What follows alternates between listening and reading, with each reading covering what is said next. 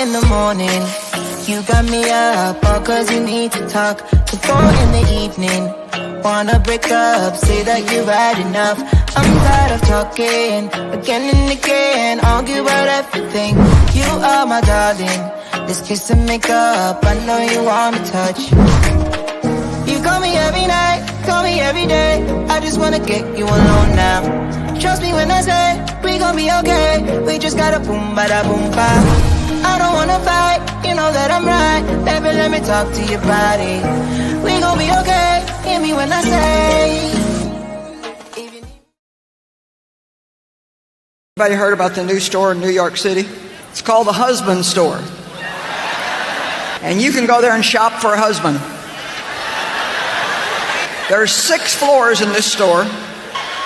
You can only visit each floor one time though. And each floor you go up, the value increases. You may choose any item from any particular floor, but you can go up a floor, but you cannot go back down. So there was a woman who went to the husband store to find herself a husband. On the first floor, the sign on the door read, "These men have jobs." That sounded good. These men have jobs. Floor 2 says, "These men have jobs and love kids." Floor number 3 said, "These men have jobs, love kids, and are extremely good looking." Wow, she thought, this is sounding pretty good, but I'm compelled to go on to the next floor. Well, she does go to the 4th floor, and the sign reads, "These men have jobs, love kids, are drop dead, good looking, and they help with the housework." Oh, mercy me, she said, I can hardly stand it. Still, she said, I've got to go on. She went to the 5th floor. "These men have jobs, love kids, are drop dead, gorgeous, help with the housework, and have a very strong romantic streak." But she couldn't stand it. She decided she had to just find out what was on floor number 6.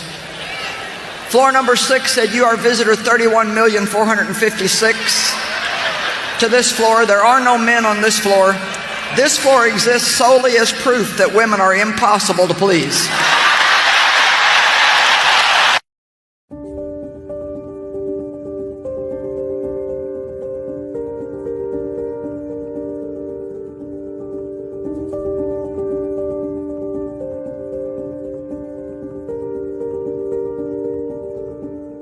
Thought that love was the antecedent that would have been the variable that would have kept many together forever. Keith Sweat was a crooner from the past that said, "Make this last forever." But when many men got married, they thought that their marriages would never end or their marriages would be blissful because they committed to loving their wives forever. But sadly, in modern times, many men are beginning to bellow the sentiment that they are married, but they are alone. Because some fell for the illusion of love, romance, and service and duty, but what they got many times was nagging, a woman that was cantankerous, and a woman that did not fulfill her lawful duty as a wife. Married and Alone will explore the dynamics associated with many modern men and why many modern men are telling their stories in this syndicated show of the Manhood Chronicles, how marriage never gave them the fulfillment that they were looking for, but many times this nebulous concept called love only gave them shame, regret, and remorse. Sit back, relax, and enjoy this show as I bring it to you live from the greatest state in the union, the Tar Heel State. And I need you guys to remember this as we explore being married and alone. If it ain't 7, it ain't kosher. If it ain't kosher, it ain't right. Are you in a marriage where you are legally married but alone and dealing with a woman that's not fulfilling your needs for a myriad of reasons, including affection deprivation?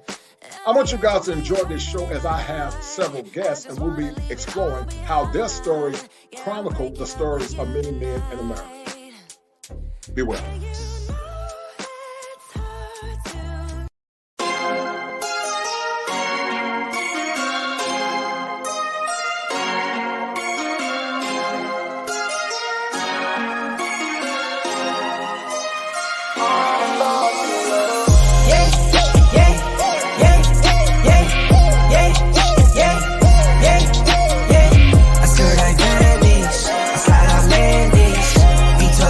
Benji. All black like that me. Do numbers like I work in finance. God bless, no, it's not by chance. Don't dab me, you're not my man. Don't at me, you're not my man. Mama said don't buy it if you cannot buy it twice. I cop by the tools and I don't pump fake with the price. Always on the grind, I put in work with all my might. I know that he got me, not by sight. Yeah, yeah, yeah, yeah, yeah, yeah, yeah, yeah. I skirt like Vanish, I slide out Landish, V12 Benji, all black like that. 4 days, that's for sure though. Grinding from the grip, no shame, take a photo. Time to take a trip, we head north to the border. Say you feeling up, I'm my favorite type of hoarder. I got kids to feed, I got enemies, I got guys give, so they envy me. Got some friends out Memphis like I'm Aubrey. Got some friends fought for orange like them autumn leaves. Yeah, yeah, yeah, yeah, yeah, yeah, yeah, yeah. I skirt like Vanish, I slide out Landish, V12 Benji, all black like that me. Yeah, yeah, yeah, yeah, yeah, yeah, yeah, yeah. I skirt like Vanish, I slide out Landish, V12 Benji, all black like bad me. All black like bad me. All black like bad me. All black like bad me. All black like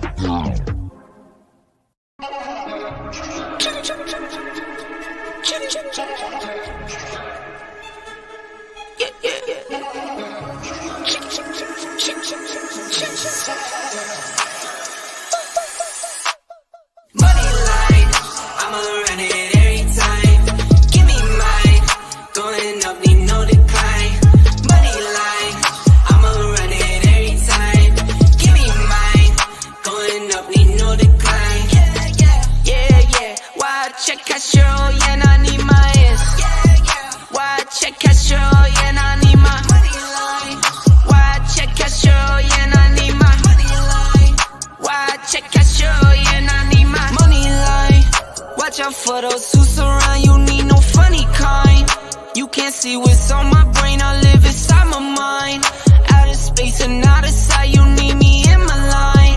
Need no face, don't need no phonies, no, no, no. Need no snakes, no only homies down for show. On go, go, go. Get a book and get the front and we load up and roll, roll, roll. I got kids, yeah, I got staff, I make a little need more, more, more. I sell records, you sell packs, not on my level, no, no, no. I'm a pop star, I'm a rock star, I'm a winner. Think I'm not hard, you smoke rock hard waste, man, why you dumb? I'm with airline, we on airlines like we on the run. I'm with Tay, girls run up on me, they done. Money line, I'ma run it every time. Give me mine, going up, need no decline. Money line, I'ma run it every time. Give me mine, going up, need no decline. Yeah, yeah. Why check Castro, yeah, I need my ass. Why check Castro, yeah, I need my money line. Why check Castro, yeah, I need my money line. Why check Castro, yeah, I need my.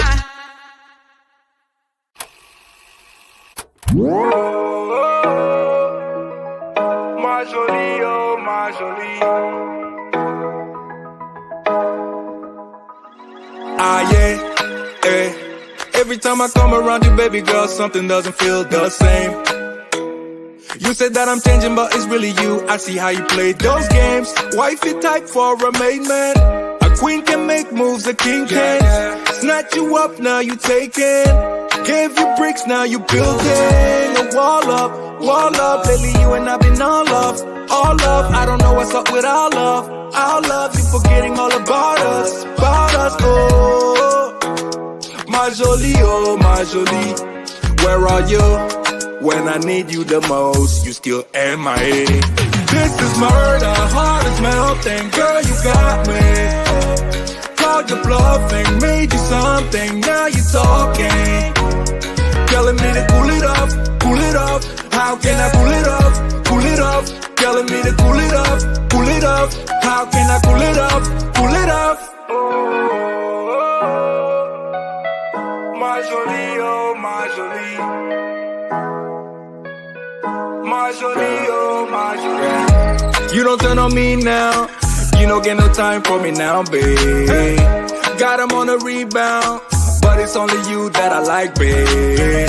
Tout ce que j'ai fait c'était pour toi. Sur le haut parle mais t'écoutes pas. Tu me vois crever mais tu bouges pas. Pourquoi? Whoa, yo, wall up. You can't even get the scars up for us. I don't know what's up with our love. You forgetting all about us. Oh, my jolie, oh my jolie. Where you been when I need you the most? You still MIA. This is murder, heart is melting. Girl, you got me. This is called your bluff and made you something. Now you're talking. I call you bluff. Telling me to cool it up. How can I cool it up? Telling me to cool it up. How can I cool it up? My jolie, oh my jolie.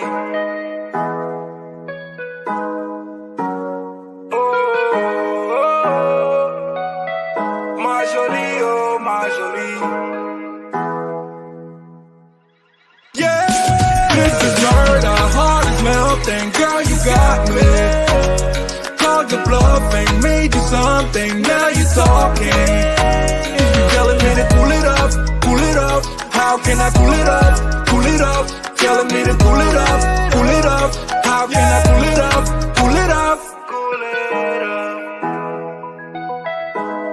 I don't know how to cool it up. My jolie, oh my jolie.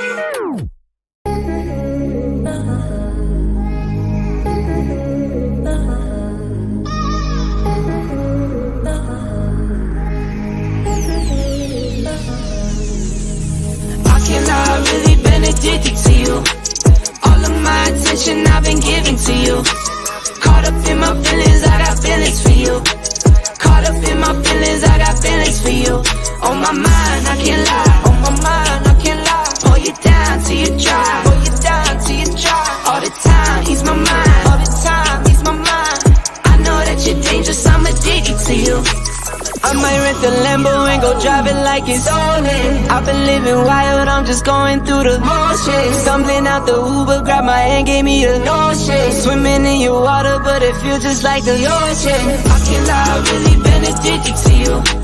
All of my attention I've been giving to you. Caught up in my feelings, I got feelings for you. Caught up in my feelings, I got feelings for you. On my mind, I can't lie. Pull you down till you dry. All the time, ease my mind. I know that you're dangerous, I'm addicted to you.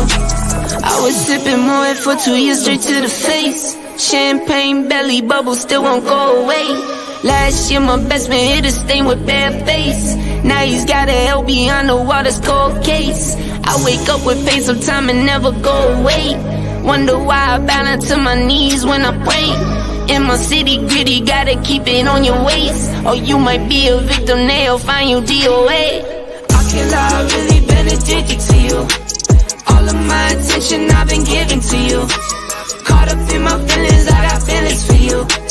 Caught up in my feelings, I got feelings for you. On my mind, I can't lie. Pull you down till you dry. All the time, ease my mind. I know that you're dangerous, I'm addicted to you.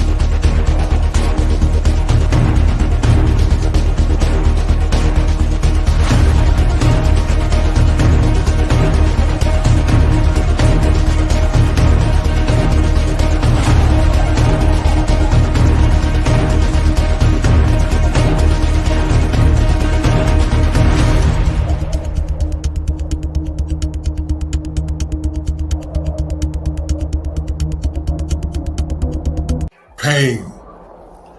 I've been there, locked up inside my head, broken from fear, illusions, disappointment, and hopelessness. Who heard me in my silence, where being a man means nothing?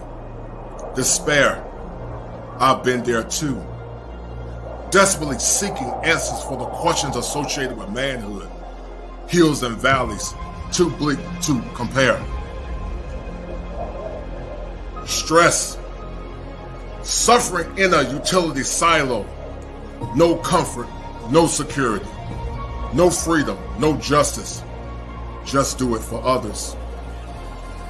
Challenges, who will help me break the challenges? Lost in the vortex of darkness, hopelessness, fear, and abandonment. I've been there too. I've been there too.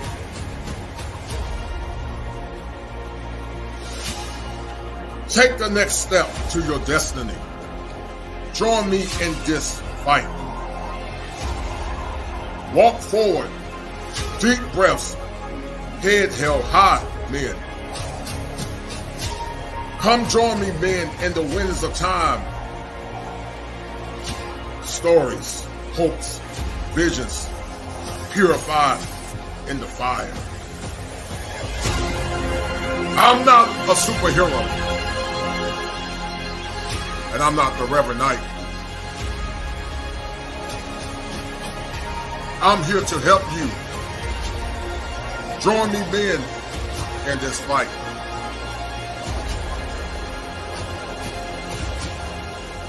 Break the chains of your mind.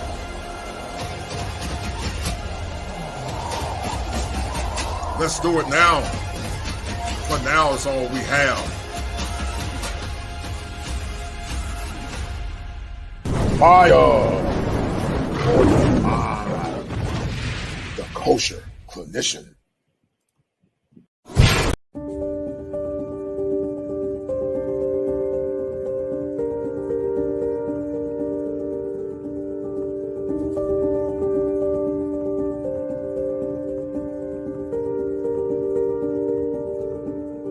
Thought that love was the antecedent that would have been the variable that would have kept many together forever. Keith Sweat was a crooner from the past that said, make this last forever. But when many men got married, they thought that their marriages would never end or their marriages would be blissful because they committed to loving their wives forever. But sadly, in modern times, many men are beginning to bellow the sentiment that they are married, but they are alone. Because some fell for the illusion of love, romance, and service and duty, but what they got many times was nagging, a woman that was cantankerous, and a woman that did not fulfill her lawful duty as a wife. Married and Alone will explore the dynamics associated with many modern men and why many modern men are telling their stories in this syndicated show of the Manhood Chronicles, how marriage never gave them the fulfillment that they were looking for. But many times this nebulous concept called love only gave them shame, regret, and remorse. Sit back, relax, and enjoy this show as I bring it to you live from the greatest state in the union, the Tar Heel State. And I need you guys to remember this as we explore being married and alone. If it ain't 7, it ain't kosher. If it ain't kosher, it ain't right. Are you in a marriage where you are legally married but alone and dealing with a woman that's not fulfilling your needs for a myriad of reasons, including affection deprivation?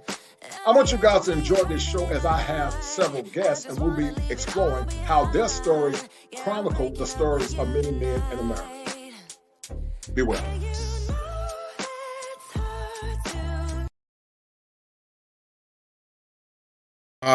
Hopefully you guys can hear me. We're about to start in a minute. I've been working on this show. Damn, it seems like all day. I've been working all day on this show for hours. So if you guys like what I'm doing, please share this content. I got 2 powerful guests on tonight. I got a male and a female, and we're going to see from a man and woman's perspective. They both explore their struggles in marriage and relationships. And we're going to pose the question on tonight, guys. Are modern men married but yet alone? Because many think that once they get married, they were going to be singing that song by Keith Sweat, Make It Last Forever. But what many are really getting is disgust, shame, and contempt because many of the women that they're dealing with do the bait and switch. So we're about to start. Forgive me, guys, this camera of mine is goofy. But we're going to start. I got my man Ingram in the house. Shout out to the Ingram Experience. What's up, brother? Can you hear me? Unmute yourself. Can you hear me, Ingram? All right, there you go. Can you hear me? Yes, sir. Yes, sir. Listen. All right, good. Excellent. I'm going to turn this. I got to figure this camera out, man. I don't know what the heck I'm doing. But anyway, I'm going to pose the question, Ingram. Are modern men married but alone, in your opinion? And if they're so, how did they get caught up in this nebulous concept called love, only to be put in a state of ill repute when they realize that what they thought they had, they never got? Well, I think primarily, I mean, it's not an absolute in every situation, but what I think with a lot of modern relationships and modern marriages, I think a lot of men get the bait and switch. And a lot of men, I know they always say this thing about happy wife, happy life, get caught up on this treadmill of happiness, whereas they're in the house and to get the same type of any kind of quality treatment or regular sex or affection or whatever, they have to be on this treadmill of happiness where they primarily start living life just to please women, keeping this sex going and whatever else. Because I think in the modern relationship, many modern women don't see having sex with their husband or their man as a duty. It's more of a, if you don't do something special to make me feel a certain way today, nothing's happening. And I think a lot of guys end up becoming these marital simps many times, just surrendering their manhood, just to keep the peace. And then many times it's a financial thing where the guy's in there so deep financially that he tried to keep her happy just so he doesn't go to divorce court or doesn't have to get separated from his kids. So there's all different aspects happening in more modern marriage. Yeah, I totally agree. We're going to talk about the stories of many men. One of the reasons why I do the Manhood Chronicles, because it's a way for men to tell their story, to tell their pain, and also the Ingram Experience for men to talk about the struggle that they've had in relationships and what they thought that they were going to get, but many times they didn't get because the women that they got did the old bait and switch. And, you're seeing it, I'm seeing it, where many men said that, once they got married, she began to change. And, a lot of men are frustrated by that. They're frustrated because they really thought that what they were going to get was going to be cooperation. But so many do the bait and switch once they get married. And once they get married, the man feel like, okay, now I'm stuck because even if I wanted to get out of this relationship, I can't get out. And many are suffering in silence because they don't have anybody to hear their story. Let's talk about and examine some of the things that you've been through or what you've seen. But first, start with your own personal story. Share what you want, where you felt that you were married, but you were alone. Because, see, many don't think that many men are actually or can be married and alone. Well, that's the problem, and I think that's the misconception, especially in today's modern marriage and in modern relationship. And that's not, like I said, it's not everybody, but I think what happens inevitably is once that man is not getting the type of respect, because remember, when you're married, you're adding the state in there, and the state is very highly in favor of women. And it's not the old traditional marriages of the past or marriages where there's accountability, because remember, it was shamed upon for a man to be unhappy in a marriage years ago. Now it's like, it's you versus the coalition in the modern marriage. I mean, you got the family members, the friends, you got grandma, mom, aunts and uncles, whoever, that would normally help guide and mentor newly married couples. That don't exist anymore in the modern relationship. So what happens inevitably is a lot of guys end up, because I think ultimately men want to live in peace. So men will do a lot of things to try and keep the peace. They'll compromise a lot of things. And what happens is once you go down that downward spiral of compromise, you end up compromising everything, even including yourself. Right. And, and what happens inevitably with a lot of men, if they don't feel respected, they don't feel loved in relationships, and they end up shutting down. And I mean, the guy just going through the motions of everything like a robot, you know. And what happens is becomes completely isolated in many instances, where you feel like you're there, but you're not really there. No doubt, no doubt. Guys, please forgive me. I had a lot of technical difficulties. I got new equipment. I'm trying to do like 1,000 things at one time. When you're a one-man show, it's very hard. This show literally took me about 6 hours to get everything together.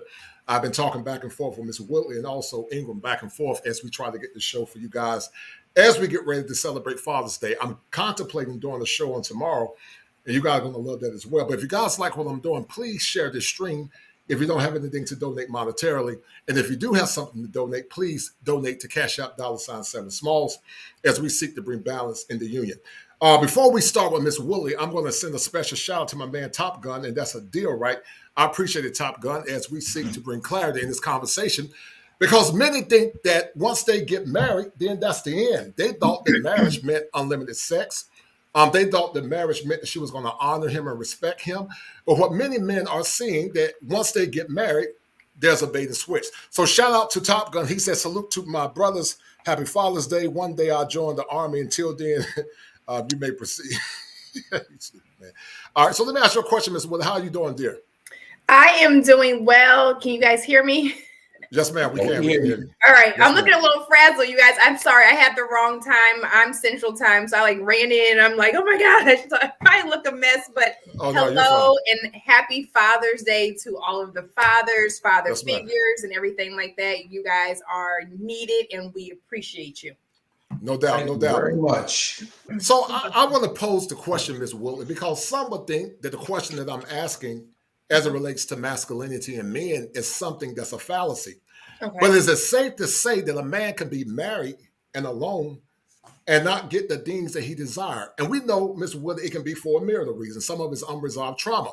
But there are some men that say that once, they get married, what they thought they were going to get, all of a sudden, she begins to change because now she's comfortable and now she got him by the gonads and he can't go anywhere. So what is your take on this whole concept called being married and alone? Because married and alone is often part of men suffering in silence. And many times men, no one hear their story because many don't think that they're going to do anything. So I want you to elaborate on this whole concept, because it's a concept that many don't think actually exists, but it does exist. So give me your point on it, please. Right. So married and alone, 100%. Let me say 100,000% exists. It is very, very real. I think one of the reasons it's ignored when it comes to men and their happiness is because when people think of marriage, they think, is the wife happy? You hear happy wife, happy life. Is the woman happy? It's like the marriage is supposed to revolve around her happiness, and that's not true. It does revolve around the happiness of both the man and the woman, right? Both people should be happy and feel fulfilled within the marriage. But a lot of times, no. We do not check in. If a man was like to sit up and say, oh, I feel unfulfilled or my needs aren't being met in my marriage, people would be like, oh my God, did he really say that? But he has a right to say that. And we need to create that space for men to be able to say, you know what? I am unhappy. And I know firsthand, you know me from being on streams with you, that I will use myself as an example and put myself on the chopping block, which I'm sure we'll get to. But I have been, a woman that when I was married, there were certain needs that I was not fulfilling as a wife. And I'm going to stop there just in case you want to, ask me some questions. But no, it is 100% true.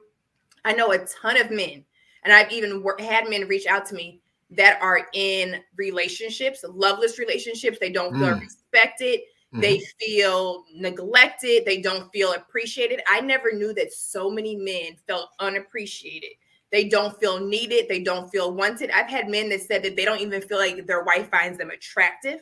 Wow. So there are a ton of men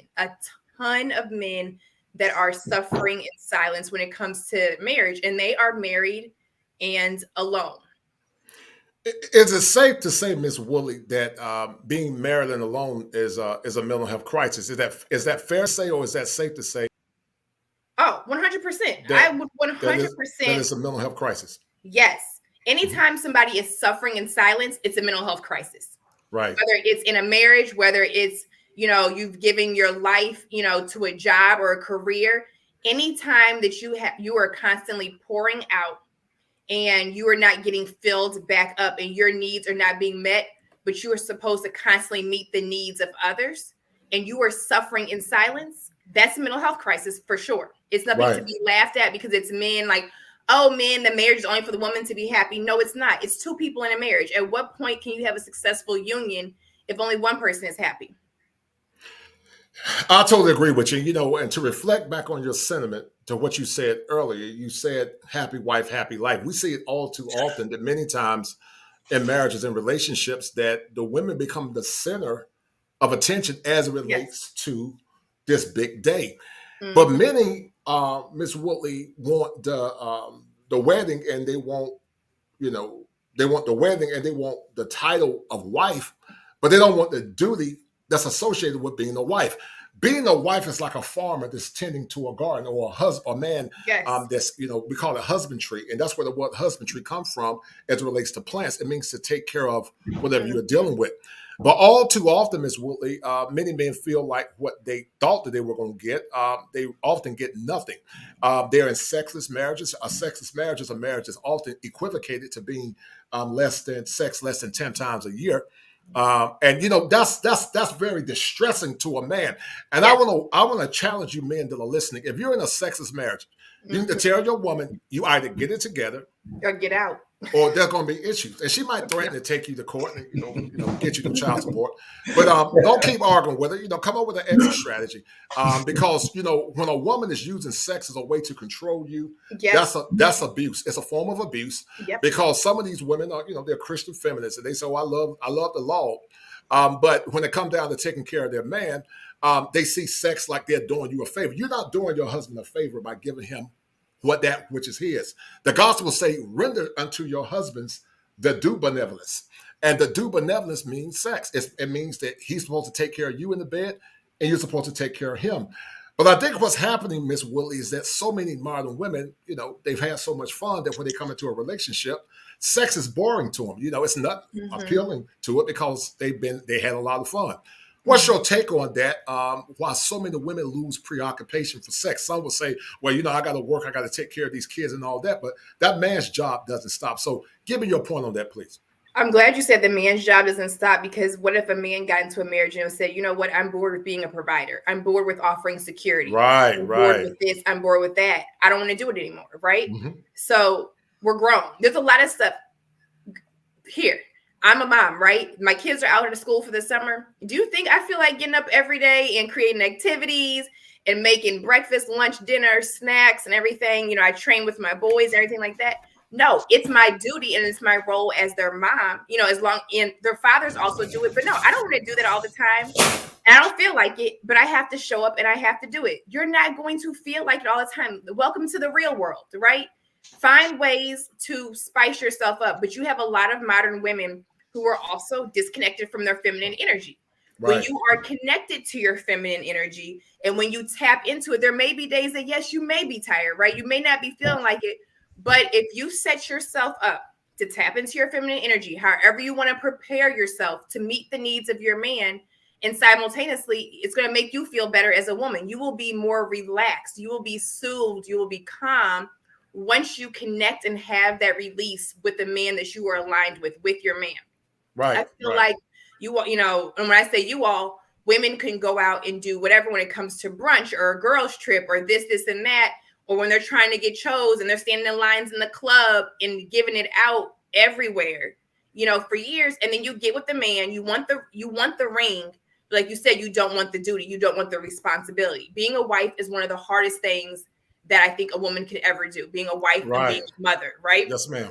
Completely selfless, completely selfless. But just like your man gets up and goes to work and still provides for you and still takes care of you and does what he's supposed to do as your man, you got to do what you got to do as a woman. I don't care if you got to go in the bathroom, throw some water on your face or whatever. But when women, you know, we have all these women that are leading in their masculinity, and that is a huge problem. And that is why they cannot fully fulfill their roles and responsibilities and their duties as a wife.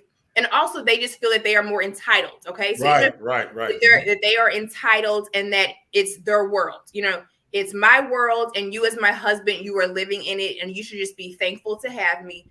And all I have to do is just be here. Yeah, I think you're right. And so many men come into relationships deferring power, Miss Willie, instead of demanding Mhm. power. Ingrid, I want you to talk to the audience and tell the audience about some of the stories that you've been through, you've seen. But before you tell them, let me read out the super chat, guys. I'm trying to moderate the show, and man, I got like 12 things going on. This camera's new. I don't know what the heck I'm doing. But let me send a special shout out. Shout out to hold tight. Shout out to Neil Moses. He said we got to screen women better because the chance of divorce is high. If ladies were honest with men who are serious to avoid that, stay vigilant, man. No doubt. I appreciate it, young man. Neil Moses also said that you're not just marrying the man, you're marrying the plan. No doubt. I totally agree with that. So Ingram, you've had stories of men that were married and they were in sexless marriages and relationships. What was the dichotomous thinking that many of the women they were dealing with in those relationships, and how were those men impacted mentally with dealing with women that ration sex out to them from your experience? Well, the majority of the guys, to be honest with you, the majority of guys, especially, I mean, salute to Avery and a lot of the feminine women that are traditional and have a certain good mindset. And unfortunately, women like Avery and many good women like her are shamed, called pick-me's, called all kinds of dirty names by many of these radical feminist hyena type women. But ideally, when I see men, especially men at the jobs that are in these types of marriages, and I always say, what ends up happening is a lot of these guys just shut down. You know, that I didn't find out about the P Hub until I started working with a bunch of married men, because I think they keep that industry going alive because there's a drought at the house, but these guys are still working the overtime hours, paying the bills, taking care of women. That some of them are just sitting at home, not working, putting in the time. But for those women, I mean, they're comfortable, they're calm. There's not really any incentive to do anything. And like I said, all a woman has to do is make the experience miserable by having a bad attitude or just doing things that irritate and aggravate a man. I always say nobody wants to sleep with a porcupine. Nobody.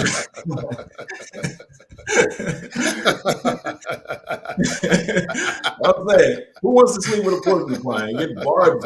So what happens is guys shut down. They go to the hub, they go to the P Hub, or some of the guys, they be messing around with, whatever at the job, or, whatever's out there in the streets, because there's a drought at the house. And a lot of times guys just don't feel like a man or whatever is going on. But I've seen guys that are still, months without any type of, whatever.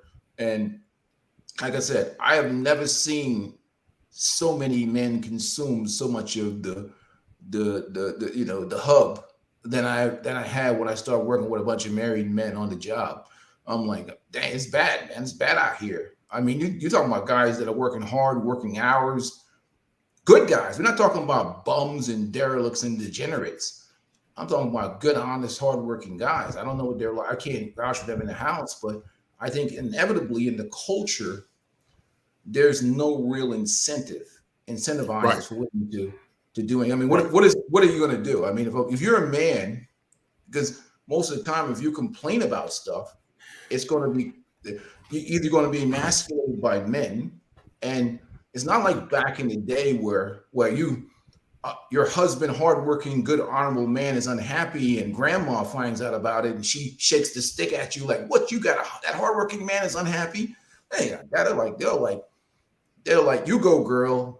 To hell with him. What did he do special for you?" And then this guy gets in the treadmill of happiness. He's doing the shuffle dance just to try and get laid, and all of a sudden, he has to make her feel special all the time. And then the worst part about all this stuff, you interject social media in there, where you get all these people putting these fake posts in there with all these vacations they're charging on these credit cards at 25%, living a lie. And she's looking at that and saying, well, look what he's doing for her, and you're not doing this, and not realizing that it's all a fraud. So you have even more pressures put on relationships because of that. But inevitably, there's no real incentive now. In fact, women are incentivized to treat men like crap, because that's what the culture is about.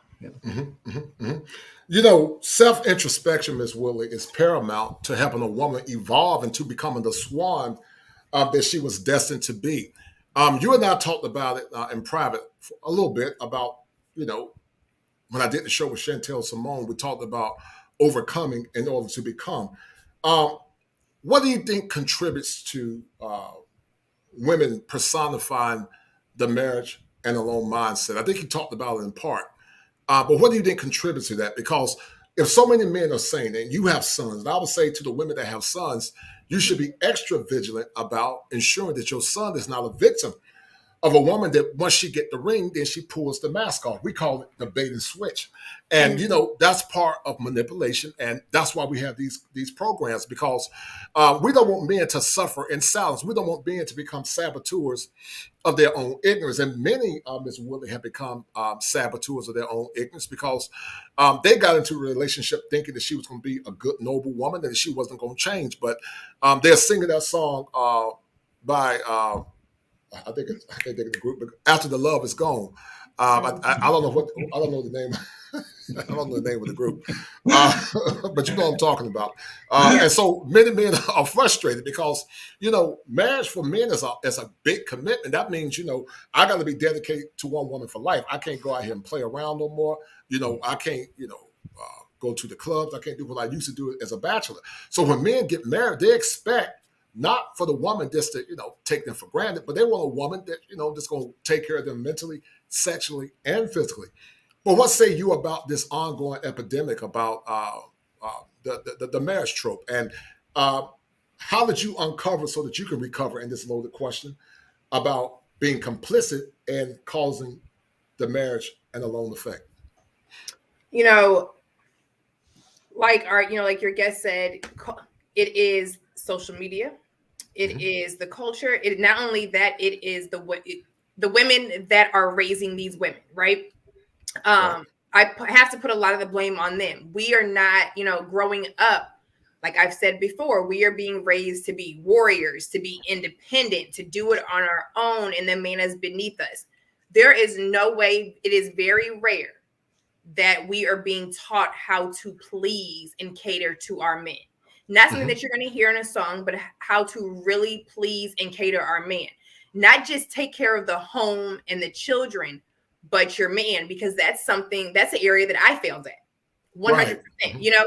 Now, and I'm not going to say I failed in every area. I didn't, but I didn't know how to properly love my former husband, right? Like when he said, this is how I needed to be loved. This is what I need from you as a wife. I thought I was fulfilling my duties. Like, hey, you know, I'm being submissive. I'm taking care of the, you know, the home and the children. I'm in the prayer closet and I'm fasting for you. And I'm doing all this stuff so you can go out and be great, not necessarily for yourself, but for the family and the household. But he didn't feel that I loved him and that I was attracted to him the way a woman is supposed to be with her husband, the way a wife is supposed to be with her husband. I was also one of the ones that would withhold sex, right? Like 100%. I would withhold sex if I got angry, if I was, you know, and this is way before I was connected to my feminine, way before I even knew what feminine energy was. And, you know, I thought I was being a good wife. I thought I was submitting, right? I was submitting in certain areas when I wanted to. I had to understand that no matter what went down between us, there was a bigger plan and a higher purpose that I was supposed to submit to. Like somebody said in the chat, it is the plan. You were married to the plan. You are submitting to the plan. It's not about you. It's not about you. It's not about just your happiness, your feelings, your emotions. It's not about you, because whatever I felt like I was missing from him, oh, he's not giving me this, so I'm not going to give him any. The childish, the immature, tit for tat, and the manipulation, right? The toxic manipulation that happens. And whether, you know, and this is, I'm not talking about situations of abuse and all that kind of stuff, where I'm not talking about those types of situations, but these are the things that I was doing. There was no grandmother that, like he said, that was like, hey, no. I don't care what you're upset with him about, but as a wife, you are supposed to X, Y, and Z. You know what I'm saying? So you better get your stuff together. You better get your act together, because all you're doing is opening up the windows, cracking the windows and opening up the door for so much more, right? Right. These were ways, like I said, these are ways that I had on me because I didn't know. I didn't have anybody correcting me. Now you have a lot of women, like you said, you have a lot of women that are like, yes, go girl. They're not going to hold you accountable, right? They're going to force that. Yes, he hasn't done this. Did he buy you a bag? Did he do this? Did he do that? Did he take you on a trip? Did he cash you out? Did he do all of these things? Like, you're some queen, and like, he's just here to serve you. It has flipped to where now the men are supposed to serve the woman and be of service to her and submit to her. And that's not God, that's not God's design. That's not the way things are supposed to be. It's unnatural for things to be that way. And mine came through, like you said, self-introspection. I was like, wait a minute, before I exited out, and we talked about it in private, and I'm very open. Right. There were other things in my marriage that were going wrong. But at the end of the day, my job before I left out was, where did you go wrong? And I had, I'm a believer. Right. I personally, I'm spiritual. I respect all religions and faiths, but I am a believer. And God was yes, like, ma'am. Yes, ma'am. Let's look at where you failed as a wife. Right. First, I was like, what you mean? But he did X, Y, and Z. He was like, no, let's look at you. This is about you. And then he went back, and it's like I was sat down for reflection. And it was like, let's look. And I was like, ooh, you know what I'm saying? And that's when I learned, like, you weren't supposed to do that. This is where you failed. This is where you went wrong. This is how you connect, you corrected this. Like, Avery, you are a woman. You know what I'm saying? I remember he told me, you are a woman. I made you a woman. Act like it. Connect to your feelings. Heal, open up. And that's how I was able to see where I was going wrong. But then even clients I've worked with, so many women are doing it. So many men are unhappy. And it's extremely sad, because we've only created safe spaces for women to talk about their feelings, for women to talk, self-care, fill your cup up, create boundaries, do this, do that, mindfulness for women. We've created all these spaces for women. And yet again, we neglect men. But where will we be without our men? Where will we be without our husbands, without our fathers? And men have every right to be fulfilled. You should never leave your home and have your man feeling like another woman could step in and fill his needs. That is your job. He chose you. Like, I don't think women understand that they are a prize. When a man chooses you, when you said, when a man decides to make the commitment and be with one woman, ideally for the rest of his life, he chose you. He wanted you. Right. Make sure that he keeps wanting you. Give him what he needs. Help him release. Drain him before he walks out the house. He don't have nothing to give. Wait, hold on. We're gonna get a love offer up for Avery, man. That's a praise. Hold on, that's a praise the Lord. That's a praise the Lord moment. Hold on. This thing back slow, guys. Hold on. I don't know what's going on, man. Hold on. This thing is so slow. Something's going on. Y'all have to forgive me, man. I don't know what's going on. That's a valid point. That's fine for your mind, but maybe the fire for the mind to go through, man. Can y'all hear that? Can y'all hear it? Can y'all hear it? You can't hear it. Can you hear it? I can hear it. Something's going on. It's like it's a delay. I'm trying to operate this goofy camera. Don't know what the heck I'm doing. But anyway, you said a mouthful, Miss Woodley. And listen, guys, share this stream. This is going to be a very important stream. This is a pre-Father's Day stream. I got another show for you guys tomorrow. I'm going to go home and see my dad on tomorrow. You guys are going to really love that one. I'm so honored to have Miss Woodley. I told her, she's a woman, but every time I hear her, I think I'm talking to one of the brothers, man, because she's one of the most logical, beautiful women that I've seen in my life, extremely logical. And I don't know where she get it from. Sometimes I said, she got to be an agent, man. She can't be that. I said, she can't be that logical. You know what's funny, Kosher? Yeah, go ahead, brother. When I see women like Avery, I feel bad, because I feel like they're going to be under attack from these hyenas out here. Right. Because, I always say it, man. They hate feminine women that are trying to work on themselves and trying to be the best version of themselves. These hyenas are really vicious. I mean, I'll be honest with you. They'll come at women.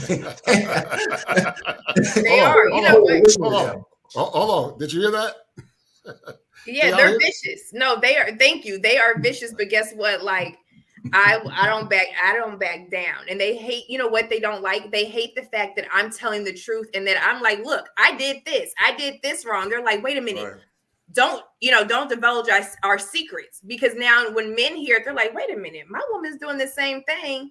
And this woman said it's not right, because it's not right. You know what I'm saying? Like, it's absolutely not right. And that's what it is. They're like, wait a minute, sis, shut your mouth, because you're holding yourself accountable and you're telling people and you're putting it out there, and it's shedding the light on them and where they're going wrong. But that's what we're supposed to do, because it's, you know what, at the end of the day, it's bigger than us. It's about the family unit, and it's about us being stronger together, and, you know, Black men and Black women connecting. But, you know, we drop the ball on you all a lot, and we really do it in marriage. I'm so tired of seeing all of these engagement shoots and all of these, you know, big elaborate, you know, they're schemes, right? You want to do all of this stuff to show the world that you're, you know, you're getting married and have the photo shoots and the parties and the wedding. But then you can't stand your husband. You know what I'm saying? Like, you literally cannot stand him. You feel like he is your slave and your servant. But then the feminist women want to say, oh no, don't get married, don't do this, don't submit, don't bow down. It's slavery, but you're treating the man as a slave. Right. You're starving him. We are starving our men.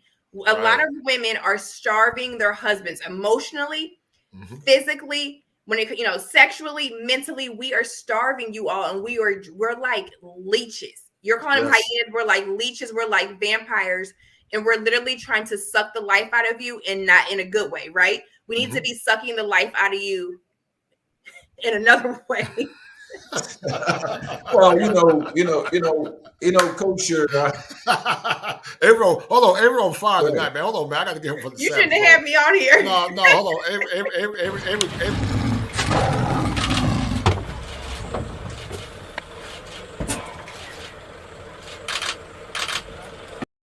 baby, that's a savage moment. Miss Woodley, she on fire tonight. But listen, hold on. Listen, I need you guys to share this stream. We got Miss Woodley, a very talented and a woman that's evolving. And she's telling you guys about her story as we explore the Manhood Chronicles, but also the Ingram experience that he's, you know, as we have this collaboration with a perspective from a woman, but also a perspective from a man. Because, see, listen, as a licensed therapist, I don't believe that men should suffer in silence. I'm a prime advocate for men. I believe that men should get the best bang for their buck. No pun intended, no pun intended. But I believe men should get the best. And, you know, Mr. Woodley got sons. Ingram, he has sons. And you don't want to see your son get caught up in the whirlwind of time where he lose out because he thought he had a woman that was wholesome. You know, marriage is a very taxing proposition for men. And, you know, it becomes a mental health crisis when so many women put their men under duress. The gospel said this, and the Bible said it better than me, that a quarrelsome and a contentious woman will lead a man to the rooftop. And when a woman is quarrelsome, she's contentious, she's not loving her man, what happens is this.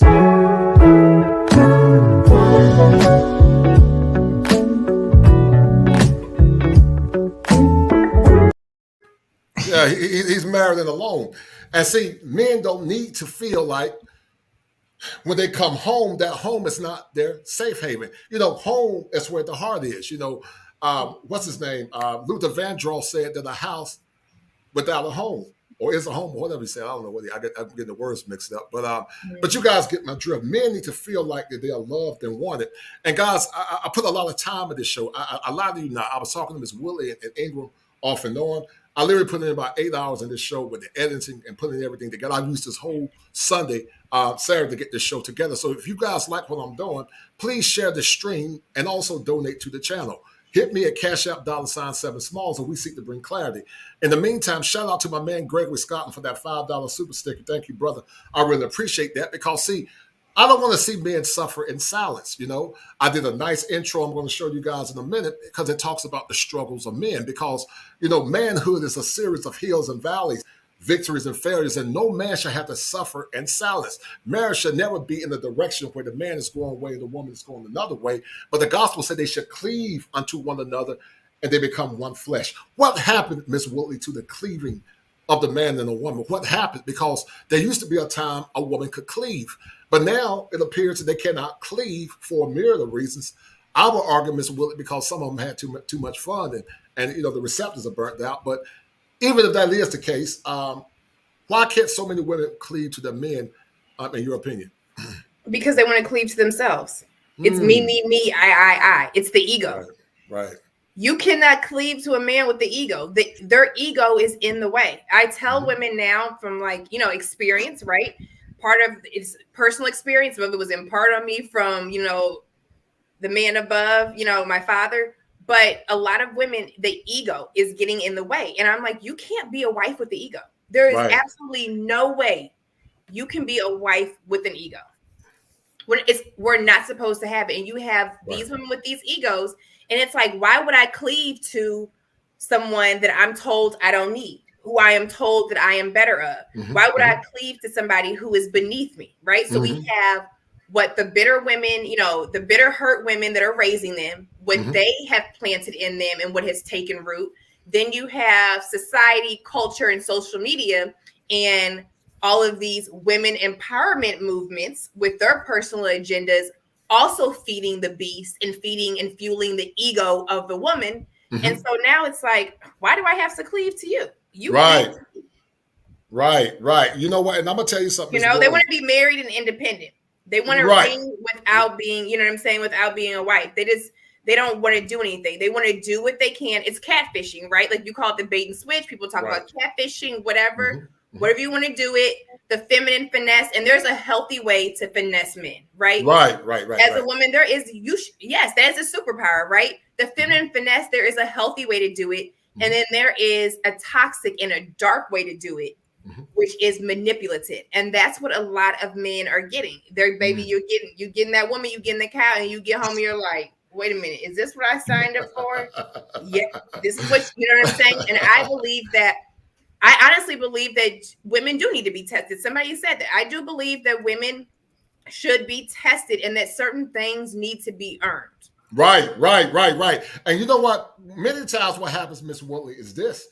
Many times, women are on their best behavior when they're girlfriends. But, once you say I do, you begin to see their true self. Ingham talked about, who wants to have sex with a porcupine? They have what's called poke mouth syndrome. The mouth is poked out. They got duck lips. The mouth is sticking out.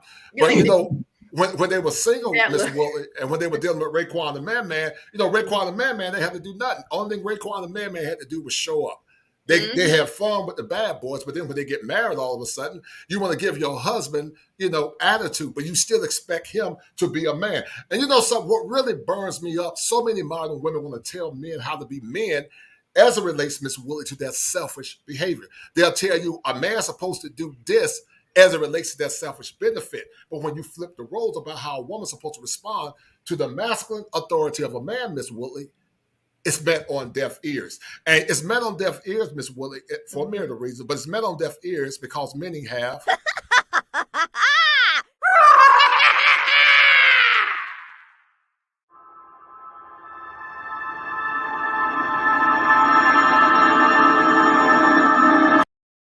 And they also have cognitive.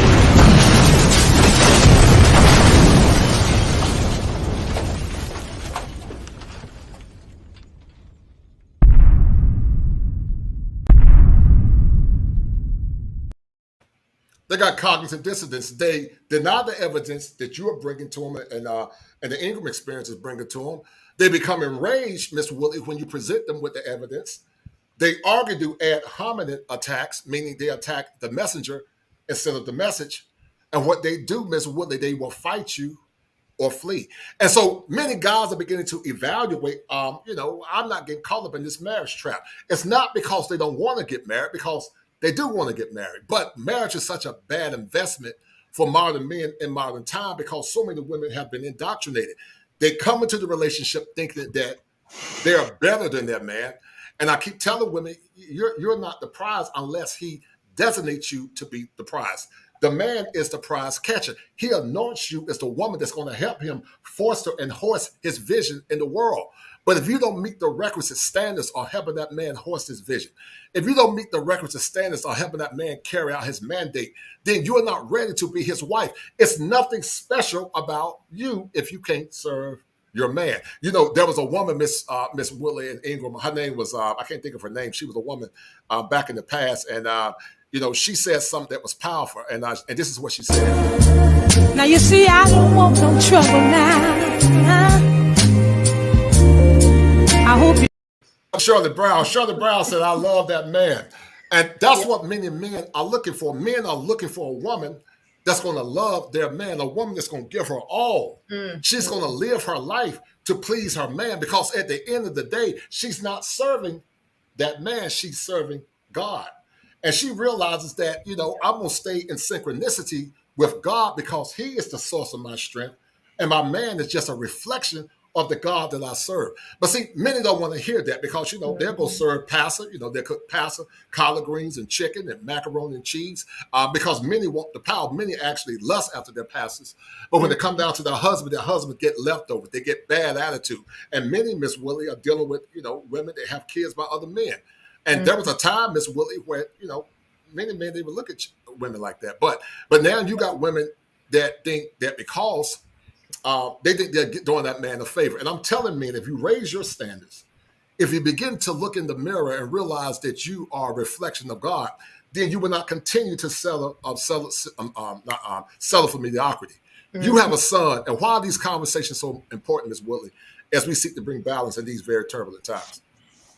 No, they're everything. Like when you're talking, I'm like, gosh, like, and I've said this before, I am, you know, I know we're not supposed to operate in fear or worry, but as a mother who has sons, and, you know, one of the reasons why I have done the work that I have done and that I continue to do, right? Like I say it all the time, until I leave this earth, I will continue to grow and evolve into the woman that I was created to be. It's an endless journey, but I am concerned for my boys. I'm like, what are they going to do? Because we're not, you know, as a woman, as their mother, I'm not lifting them up. Right. And letting them know their worth for a woman to come and tear them down. I'll be damned. Excuse my French. No, you're fine, sweetie. Go ahead. That is not what we are doing. That is not what their fathers are doing. That is not what I am doing.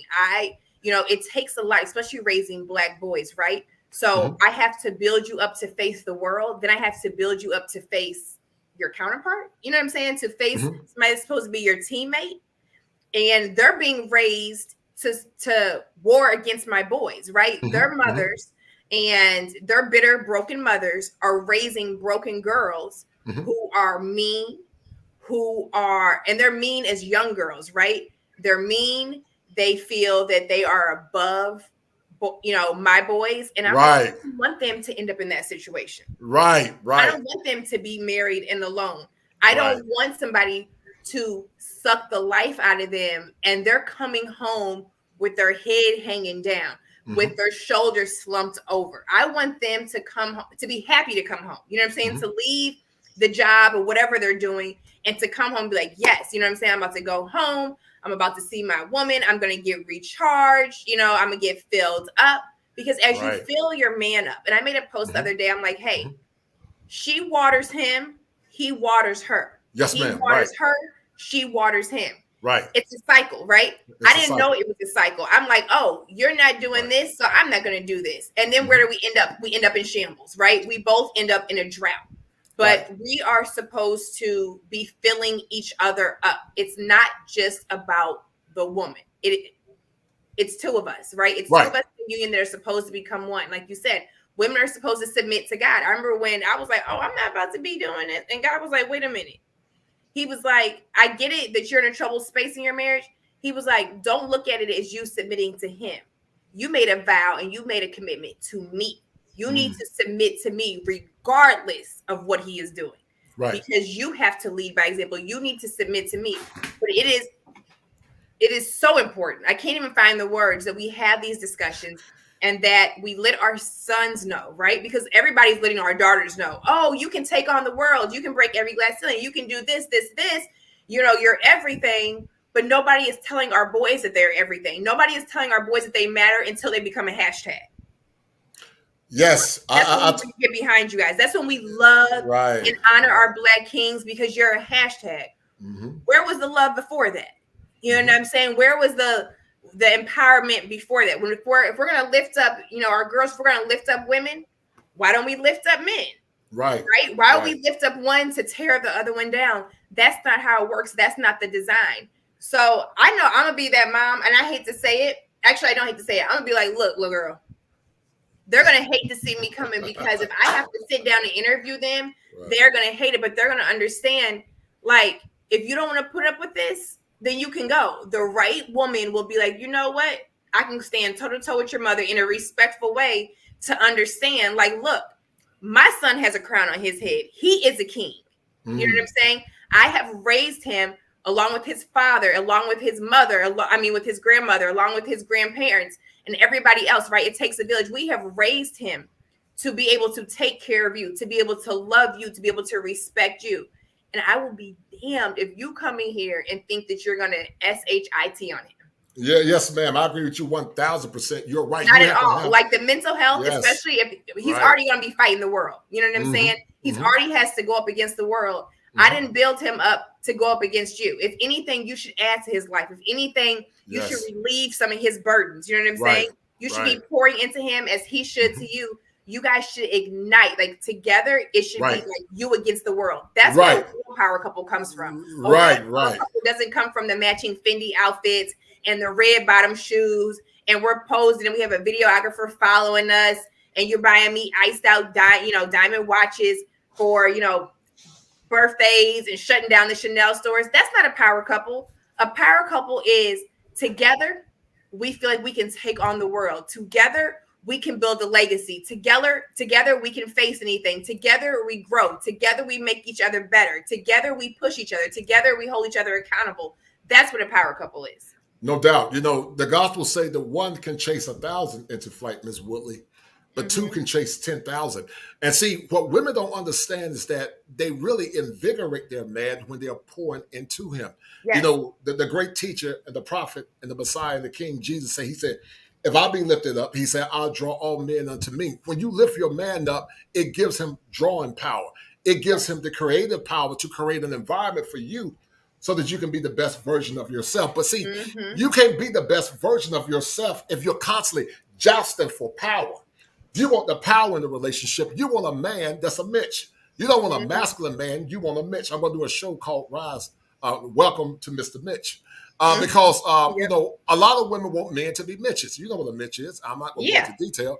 But they want men to think like how they feel instead of getting a man to think like how a man should think based on principle. Men never think how she think he should respond, but he thinks on principle. That was one of the struggles I had with my oldest daughter sometimes. And I love my daughter. But she want me to think based on how she feel. I don't give a damn about your feelings. If your feelings supersede my principles as a man. The gospel say that heaven and earth will pass away, but my word will stand forever. The word of a man is his fortress. The word of a man is his truth. When me and Ingram were teenagers growing up, we would dap it up and we would say word is bond, because word is bond meant that was it. That was my word. My word never changes. It never wavers. And see, when a man can stand firm on his word, then that means he's a man of conviction and he's a man of truth. And see, that's the world that we have lost. Many men there are weak. They're spineless. They don't speak anything. And when other masculine men come to tell the story, men, they get mad at you and say, oh, he's toxic. He's mean. No, I'm not mean. I'm a man. I'm a masculine man. I say what I mean. I mean what I say. I don't feel there's a man on this planet that's better than me. When I apply myself, I feel like nobody can see me. That's how confident I am. And that's how I stand with any woman as well. I don't care how pretty you are. I don't care how fat your backside is. When it comes down to me being a man, I'm going to stand firm in my conviction. If you can't respect that, then you can take your ass on. Because at the end of the day, I got to be true to myself. I like what Ingram got on his shirt. And Ingram, I want you to tell the audience about it in a minute. But in the meantime, shout out to my man T Rose 357, 357. Shout out to Kosher. Thanks for the wisdom. Shout out from Winston-Salem. No doubt. I appreciate it, brother. Shout out to Cedric Carson. Cedric Carson said, is there a difference between a wife and a woman who's married? That's an excellent question. I will let Ingram and Ms. Woolley answer that. And that's a deal, right? And then also shout out to, I don't know who else has donated, but anyway. But once again, guys, keep the donations coming. I love you guys. I really appreciate everything that you're doing. But Ms. Woolley, there's a lot of what my man Top going to call, he called them the granny serpents. There are a lot of women that, they're like transformers, but, they're really serpents.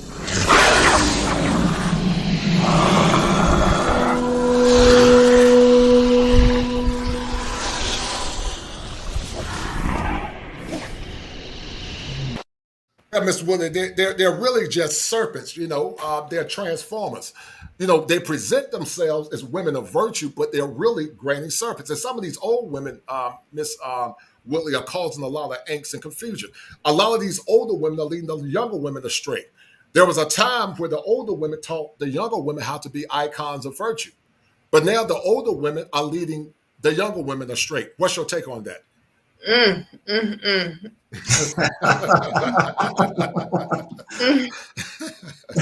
know what? They're probably, I mean, I can't even talk. They're probably gonna report my page and have my stuff taken down. They're like, oh, we don't want to hear nothing from her ever again. You know what? The snake thing is funny. I remember my dad used to tell me, he was like, a snake can shed its skin, but it'll never change its pattern. Yes, ma'am. Right. And, I had an issue with the whole, not to bring this up, the whole Jada and Will thing. I said she was a snake. I said she's a snake. That's all she is. I'm like, you can look in her eyes and tell she is a manipulative snake. And a lot of women are like that. And you're absolutely right. When it comes to the women, right, or the females, we don't have this older generation of women who are whole. We have a generation of broken women, hurt women, bitter women, angry women. It has become our norm. That is why, like he said, the hyenas, right? There's not a lot of us none of us are perfect. There's no perfect woman, right? Right. There are not a lot of us who are honestly talking about what we're doing and actually putting forth the effort, right? We're actually doing the work. I could get on here like a lot of others and do YouTube streams and talk about holding women. Women need to hold themselves accountable. Women need to serve their men just to get likes and views. And I'm not really doing the work, right? I have not faced myself. Right. Women don't want to hold themselves accountable, but no women feel that they need to hold themselves accountable. Our norm is the broken woman. Our norm is, it's like, what is a virtuous woman, right? What is a whole woman? What is the duty of a wife? We're so busy, like you said, telling men how to be men. I talk about that. I posted that. I'm like, wait a minute. How are you telling a man how to be a man and you don't even know how to be a woman? Right. Like how is that possible? But these women are feeding that. They are applauding it. If women get upset and they go sleep in another room, they're like, yes, girl, do not get up in the bed with him. Yeah, I would move out of the room. I'd sleep in different rooms. No. We don't go to bed angry. Take your ass to the room and lay next to your man. You can say, I love you. I'll talk to you in the morning. You can do whatever. Exactly. But we're not going to bed in separate rooms. You're not leaving the house and going to your girlfriend's house or going to stay at a hotel. And I'm not talking about crazy situations. These are people, look, they get in arguments and splitting up over, he didn't put the toilet seat down. He didn't do this. They are looking for a reason to nitpick. They are looking for a reason to tear you down. They are looking for a reason to emasculate you. You have so many women now and men that are in the chat. I'm sure some of you guys may have experienced this personally or your friends or whatever, that are literally laying down. You know what I'm saying? Like you see that you've heard the message, like you can lay down for someone and they'll still say, I didn't ask you to do that, or you're not flat enough, right? There is really almost no pleasing women now because they are so far gone. They are so bullheaded. They are so egotistical. They are so, masculine that it's like they're sitting high and looking low. They have a complete God complex. They have a God complex, yes. No, girl, you were not God. You know what I'm saying? You were not God. If you were smart, if you were really smart, and ladies, if you're watching this, you can call me a pick-me. That's the point. You want to get chosen, right? You want to get chosen. But the point is, what you don't understand, men don't have a lot of needs. They don't ask a lot of us. If you meet that man's needs and you take care of him, the world is yours. It's yours, the world is yours and the world is his. Right. It's like you said, when we pour into a man, it lifts him up. It encourages him. It, electrifies him to go out and to do what he needs to do, which in turn we benefit from. Right? It's like it's a give and take. None of us will ever be drained. We're not supposed to drain each other. Right. But the women around, they're all turned up. Like I see so many women. I'm like, what is wrong with your face? Miserable, right? These are women that at one point were doing all the cruises with their girls, that age group, right? They're doing all the cruises, doing all the dinners, going to the dances and doing all this stuff. And then they go home and they're alone. they're miserable. They have nothing to show for it. If the condo burnt down, if the house burnt down, if I got rid of all your purses, all your shoes, all your jewelry, the hair and the makeup, what in your degrees and everything like that. And don't get me wrong, there's nothing with the educated woman. There's nothing wrong with the woman who has a career. Right. But if that is what you love, if that is what you have chased, if that is what you have poured yourself into, you're going to not only die alone, but you are going to die empty.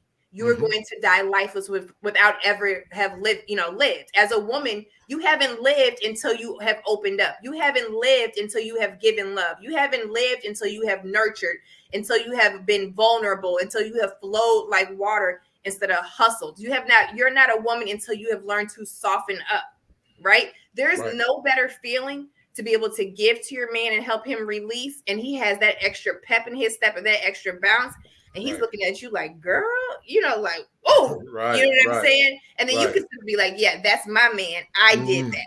And then you also know, it doesn't matter what woman comes around, how attractive she is, how much younger she is, what she has going on, because your man knows that, no, my woman is meeting all of my needs. She is taking care of me mentally, emotionally, physically, sexually. There is nothing that I can't do. You know what I'm saying? There's nothing that she doesn't do for me. I can do everything with her. Right. Yes, ma'am. Missing a special shout out to my man. I'm Douglas Somerville for that $10 super sticker and cash out. But that's a deal, right? Hold tight. I'm hitting too many buttons. That's a deal, right? I'm getting happy like one of them dogs trying to get some Alpo. And then shout out to my man D May. D May said that she's spitting. I'll be 31 in July. My parents made a joke about having kids. I say it's not happening here. They have no clue about how bad it is, no doubt. And I think the older generation don't have a clue about how bad it is. And, Avery, that's why I do what I do as a licensed therapist. I don't want to see no man suffering silence. I don't want to see no young men suffering silence. And Ingo, I'm coming back to you in a minute, but I'm going to run this promo that I did. I took a lot of time putting this thing together, guys. And I'm telling you, brothers, I do this because I love the brotherhood. I love all men of all ages, but because there's a crisis. And there is a crisis, Miss Willett, in heteronormative masculinity. I take it upon myself to be the clarion caller, to be balance and consistency to the fortification of the minds of men. Ingram got something on his shirt, and he's going to talk about it in a minute. But in the meantime, I'm going to replay this, as this is one of my intros that I created. So I want you guys to check it out.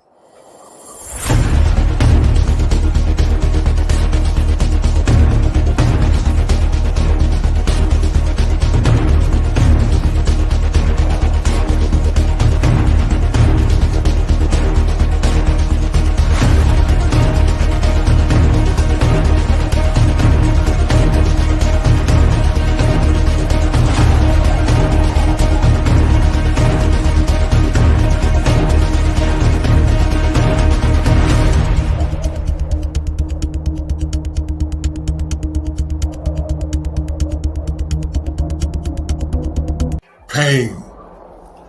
I've been there, locked up inside my head, broken from fear, illusions, disappointment, and hopelessness. Who heard me in my silence, where being the man means nothing? Despair. I've been there too, desperately seeking answers for the questions associated with manhood, hills and valleys, too bleak to compare. Stress, suffering in a utility silo, no comfort, no security, no freedom, no justice, just do it for others. Challenges, who will help me break the challenges? Lost in the vortex of darkness, hopelessness, fear, and abandonment. I've been there too. I've been there too.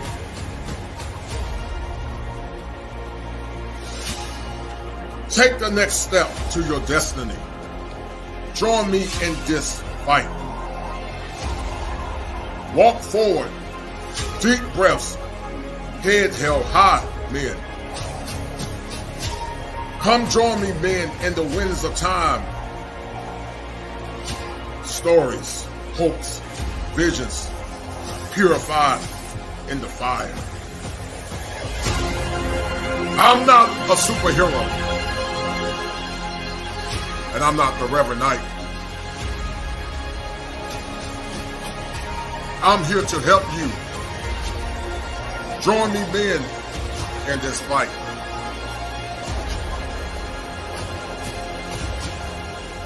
Break the chains of your mind.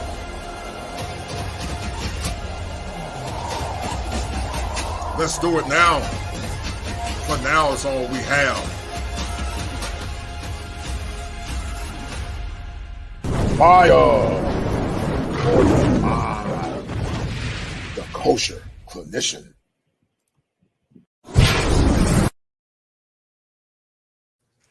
That's why I do what I do. Shout out to my man.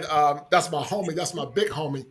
We grew up in church together. My man, James Stevens, for that $50 bomb. I appreciate it, brother.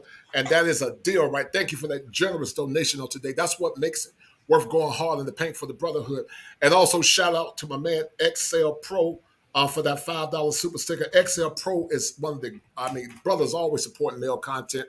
I see them everywhere from, Mr. Palmer to the Angry Man, Coach Greg Adams, XL Pro, man. One day I would love to meet you, man. Feel free to come up. But I appreciate everything you do, brother. You're an awesome person. And that's what it's all about. It's all about the brotherhood. Ingram, you got something on your shirt. You said that nobody takes care of you like you. What does that mean? Well, it's true. Nobody really does take care of you like you. Nobody.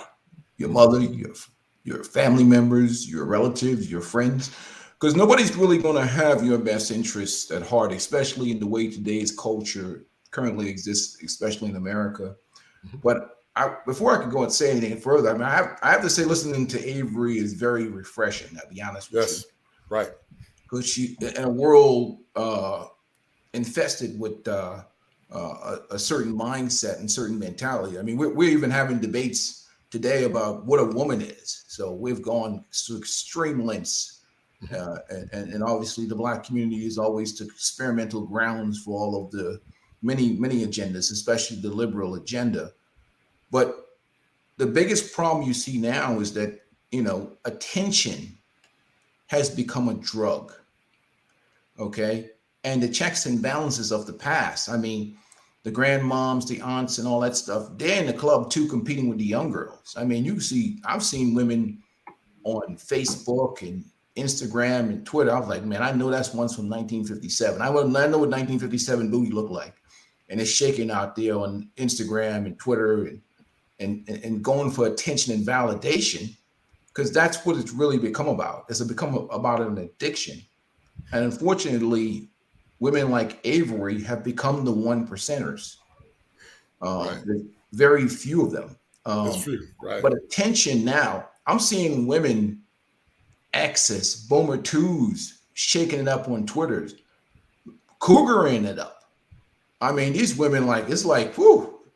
There's a cause and effect to everything, but age is not a number. They're thirsting out. They're competing in the club with young girls. Your aunties is out here shaking it up, wearing pom-pom shorts. Their cheeks hanging out. Right. I'm like, what the hell is going on? Is there some varicose veins I see hanging down there? I know that's 1963 right there. Wow. I'm seeing 1963 wearing some hoopty shorts. Right. I'll be honest with you, it's very confusing out here, man. You look around now, man, what the hell is going on, man? I think we've gone mad as a culture. But like I said, attention is the drug now. And social media is the drug dealer, because people are out here, you get that dopamine rush. I think women now, especially now, she can advertise to so many. If a woman puts a picture up on social media and all these guys and these simps get in her DM and tell her how wonderful and beautiful she gets all those likes and all these whatever. And that's addictive. That dopamine rush is pretty. That's addictive. It's addictive. It is. You have some women out here, they ain't got no business wearing some of these outfits. I'm like, dang, like if you were around when Martin Luther King was alive, you shouldn't be wearing that. It's just something. You know, it's got to be. There's no checks and balances because, like I said, we've shamed, and now we live in this shameless world where there's no accountability. No accountability, right? Zero. I mean, you can do whatever you want now. Right. And there's a coalition of simps and hyenas. I call them the hyenas. Hold on. That's what you call them. Yeah, them hyenas. You and I used to talk about that all the time. It's a lot of hyenas. Go ahead, brother. Yeah, but like I'm saying, these old women now, they're competitive. They're competitive with these young girls. They're not trying to mentor them and tutor them or correct them. They're trying to compete with them. You know, what you 30-year-old young woman? I'm 57. I'm still good, girl. I can get that young man. You know, they're competing now. So I don't know where the checks and balances are, brother. Well, there is no checks and balances because now everything is woke. And, you know, wokeness is a byproduct, Ms. Willie, of something called indoctrination. We're going to talk about that. You were universally educated. I was as well. And so was the Ingram experience. Ingram played basketball at Seton Hall. He was a starting power forward, the center, right, Ingram? I played power forward. Starting power forward at Seton Hall. I matriculated at the University of North Carolina at Chapel Hill, the greatest university in the world. And Miss Willie went to Spartanland, Michigan State University. And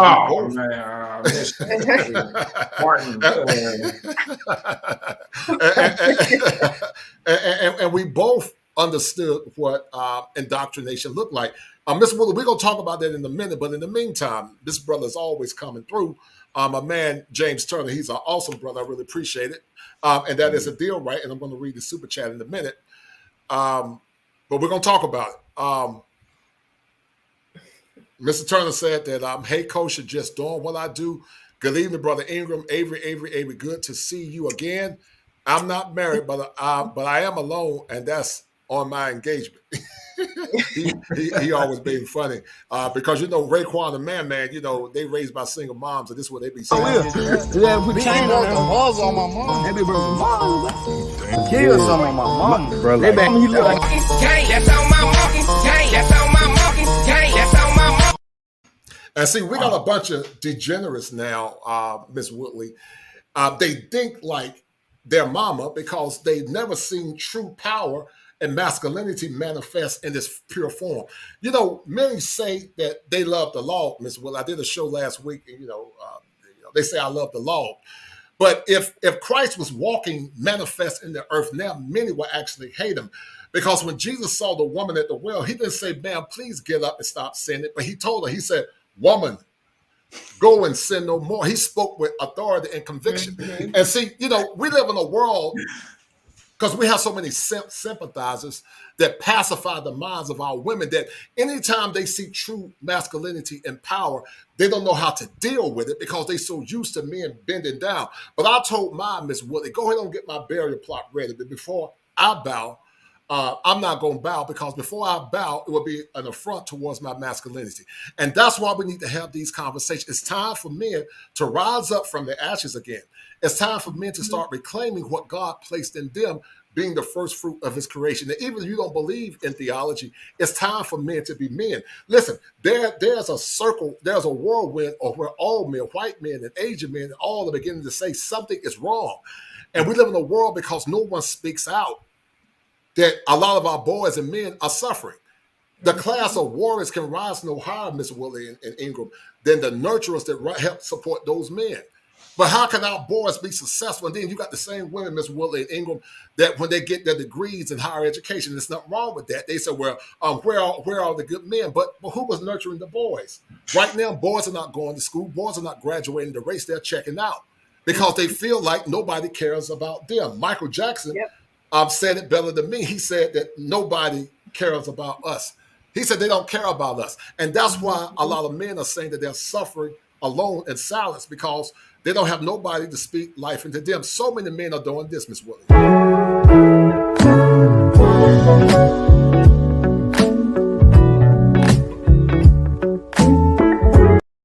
Yeah, they're Maryland alone. I need to get some of that wine. You got to play some music like that. What are you drinking? You got Miss Willie got wine over there. I need to get me some wine. Oh, you know what? It's a wine glass. It's actually just water.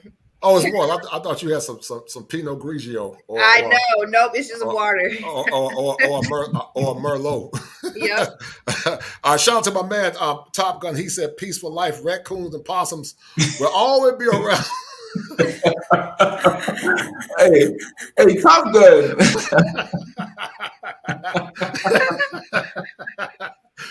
You're talking crazy. Raccoons and possums will always be around to viciously devour trash. You may proceed. Talk going crazy. Hey, kosher, and that's what we see out here now. I mean, there's a no rule society where everything goes, because one of the things I've always had a problem with is when people say, everybody use that word, "don't judge me" or "don't judge." Right. And really, they should be using the word "don't unfairly judge me." See, I want to be judged. Right. If you catch me doing some grimy stuff, I want to be judged, because what it is those people ideally don't want to be held accountable for nothing. So when we eliminate all standards, which we have done in the community, you have massive chaos. But that guy you showed crying there, that guy right now is saturating the OnlyFans accounts and the DMs and the Prawn Hub and whatever else, and those guys are polluting the internet because they're lonely and they're all over the place. You know what I mean? And that's unfortunate. Like I said, married men, make up a huge part of these accounts for a lot of these online thirst networks. They're in the DMs, they are in the OnlyFans accounts, and they're funding a lot of this economy because they're lonely and miserable. Right. Ava, I want you to talk about your chronicles as a woman. You have began to evolve. One thing I love about you is your level of transparency. I love your level of transparency. You're not coming up here feigning like, you've been an icon of virtue all your life. No one have, not even myself. But you talked about, Ms. Woodley, how you wrote a blurb in your journal, and you share what you want to share, how being married and alone was something that, I don't know if you went through it or he went through it, but break that down when you were talking about being married and alone. I think you talked about it in your journal, and share what you feel comfortable sharing. You can paraphrase, but what does that mean to you? Yeah, I will definitely paraphrase, and thank you for the kind words. It's probably a few years, it's been some years, and I wrote Married and Alone. And it was something on both ends, right? Because if I wasn't filling his cup up in the ways that a man and a husband needed to be, then, he in turn couldn't fill mine up in the way that I needed, right? But I didn't even know what I needed from him. Neither one of us had certain examples, like a lot of us, right? And we get into this union, we blend a family, we have kids, and it's like, what do I do, right? Do I look at TV? Do I look at social media? Because I don't really have any examples, even though I came from a home where, I had both parents, but my mom wasn't necessarily tapped into her feminine. An amazing mother, right? Amazing mother, but I didn't see that union and that intimacy and that relationship that a husband and wife has. My parents are more like partners, like business partners, right? Like we'd take care of the kids together. We'd take care of the home. We went on, we had summer vacations every year. From the outside looking in, if social media really would have been around then when I was younger, we would have been the picture perfect, upper middle class Black family. But I never saw my parents hold hands. I never, saw them cuddle. I never saw them hug. I never saw my mother lean into my father. And when I say lean into him, I mean physically and emotionally. I didn't know how to lean into my husband. I didn't know how to meet his needs, because I was so busy. Like, okay, I'm gonna hold this fort down. Like, I'm loyal, right? I'm loyal. I'm supportive. Okay, good. I'm a good wife. I thought I was a good wife, but I didn't listen to what he was telling me he needed from his wife, from his woman. Like, baby, this is what I need from you. This is what I want from you. And then I was like, okay, well, you're going out here, you're providing. I appreciate that. But I was missing something. So it made me not want to give him anything, right? It made me not want to give him any more. And it was also just a huge disconnect, right? I was disconnected from my feminine. I do believe now you cannot be a good wife. You cannot be a woman and be disconnected from your feminine energy at all. I don't know, and the majority of women are disconnected from their feminine energy. Getting your hair done, getting your lashes done, getting your nails done, wearing a dress, getting a BBL, whatever you want to do, that does not make you feminine. That does not make you connected to your divine feminine. It is the uncomfortable work, a lot of the uncomfortable work, a lot of the healing, a lot of the accountability, a lot of the introspection is where it comes from for a woman to tap into her true femininity. It is opening up. You cannot have an armored heart. I had an armored heart. I was married with an armored heart, right? So that's impossible. There was a part of me that he never would have been able to tap into, regardless of anything that happened in my marriage. This is what I told you. Regardless of anything that happened in my marriage, it still would have failed in many areas because of the type of woman that I was then, right? And I can say, oh, well, the old me, right? I call her Avery 1.0 would have been like, oh, but he was like this. He did that. He did that. That's not a woman's job. That's not my job as a wife. My job is to worry about me. Where are you going from? You know what I'm saying? What do you need to do? What do you need to work on? Ma'am. Yes, you need to sit and look in the mirror, because I cannot raise that man. I cannot control that man. I cannot change that man. I didn't know, women, we have the power to lead by example, silently, right? It's not about you getting on your knees and praying to God, change my husband. He's not doing this. He's not doing that. You need to get on your knees and pray to God or whatever higher power you believe in and be like, change me. Show me where I am failing. Show me my errors. Show me where I am going wrong. And as you work on yourself, especially when you're aligned with the right one, as you work on yourself day in and day out, despite what he is doing, as you continue to meet his needs and submit to him, submit to the plan, submit to a higher power, and be like, wait a minute, is that my woman? Is that her changing? And then it starts to shift. You know what I'm saying? It starts to shift everything. Right. And it was hard, right? It's hard. Right. It's easy as a woman to point the finger, right? To be the victim, to blame. And even if you have reason to be like, well, he did, like I said, he. But it was like, baby girl, what about you? Where did you go wrong? Where were you not doing? You know what I'm saying? You were withholding.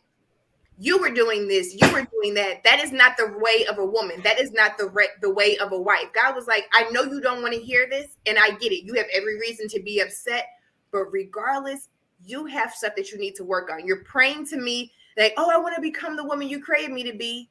Well, let's take a look back, right? It was like a reflection. He was like, let's look at your mom. How was she as a wife? Now let's look at your mother's mother. And you will hear me say this repeatedly. My mother's mother died at 49. She was an alcoholic, right? So that was my mother's example. Then my great grandmother, who I was around, some beautiful woman, Stone Cold Steve Austin. She was just hard, right? She was hard. She was strong. She was stoic. That's not a woman. He was like, you failed, but you also didn't know any better. But now I'm showing you why you don't know any better. And now you have a daughter. It's on you to change the course of the women that are going to come behind you, right? It is on you to break that generational curse that is on the women in your family. Right. It is on you to change. It is on you to become a better woman. It's on you to become a woman, right? Like, I made you a woman. I made no mistakes as I made you a woman. Stop acting like a man. You are not a man. You are a woman. Open up, soften up, cry, feel, flow, heal, hold yourself accountable. Go to that man and say, I am sorry if I failed you as a wife. Baby, the day I did that, I was like, and they have that, I was like, that's it. I was like, I have graduated. It was like graduating, but that's what I was supposed to do. Now we are amazing co-parents. We work so well together. Our children love it. And we have these conversations. He's like, you were not the same. I'm like, thank you. Right. That is so powerful. That's the goal. Thank you. And I'm not the same woman that I was last week, Right. And I've been, it takes experience, right? When you are supposed to go through things. And I say, women will look all day. You'll get on boutique websites and look at every review. What size to order? What are people saying? You look at the customer reviews, and then you base your decision and what you're going to do on what people are saying. Look at the customer reviews from the men in your life. What are they saying? What have they said? What is the common denominator? There's going to be a common denominator, and it's going to be, what have they all said about you?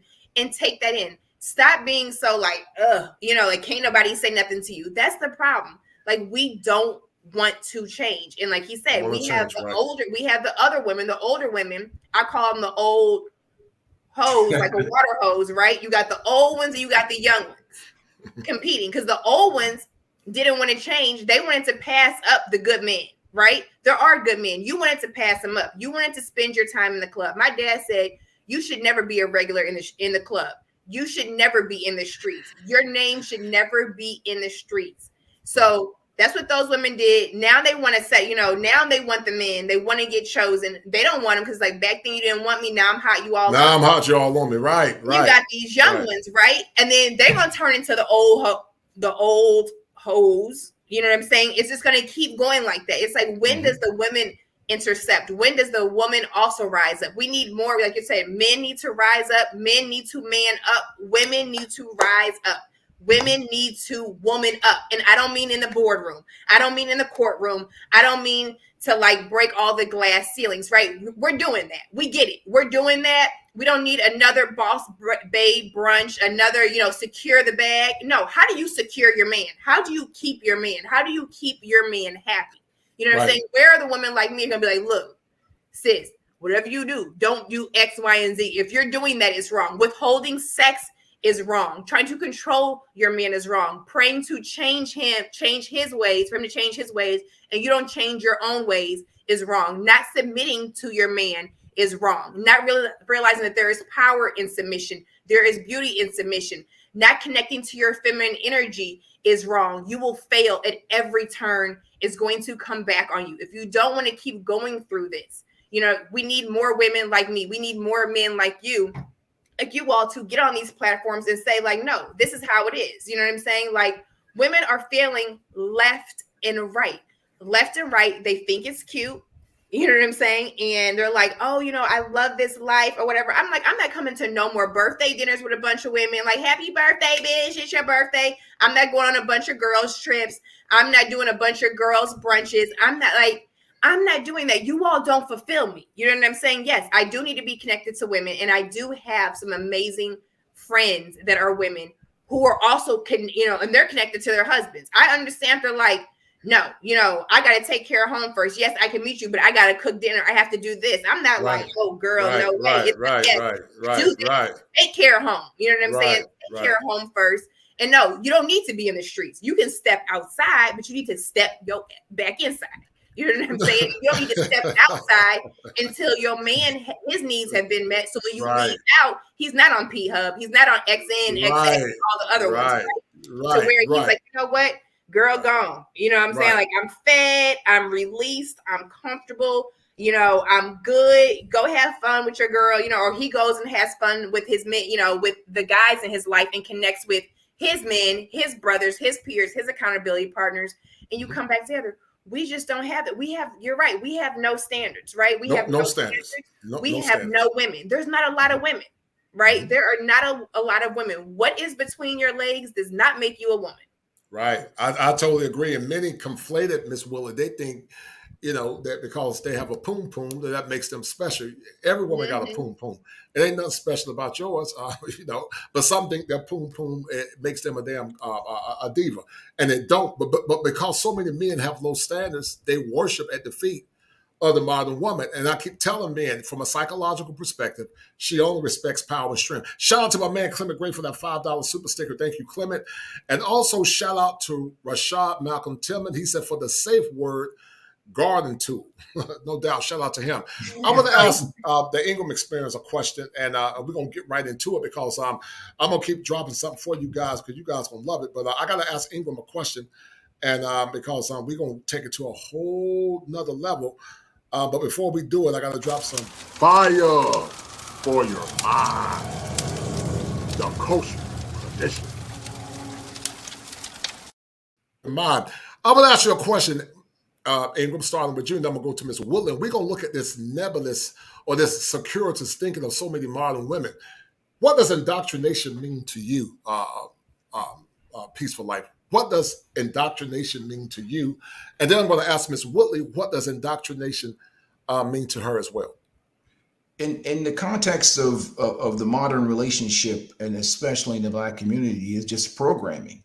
it's part of the social programming that you see so often. Like I said, hope they never find you, Ms. Warlock, and you'll be surrounded by these hyenas. They have a serious problem with women that are traditional feminine and trying to work on themselves and be the best version of themselves and you know, take care of their family and build communities and build families. What I see ideally, especially, many of the women have been raised and indoctrinated not to be peaceful, to be combative, to be disagreeable, and any type of submission. See, the words that it's very rare to see, you know, a woman use words like submission, and like there's the words that don't get used today, especially with modern women. You know, you just don't hear words like cooperation and submission and, you know, doing the best for your households. Because what happens many times, and including in many of these marriages, is that there's a coalition of women. So that man and that woman are not in the relationship alone. Many times you look on social media, people are putting their relationship on social media to the public audience, the public jury, the court of public opinions.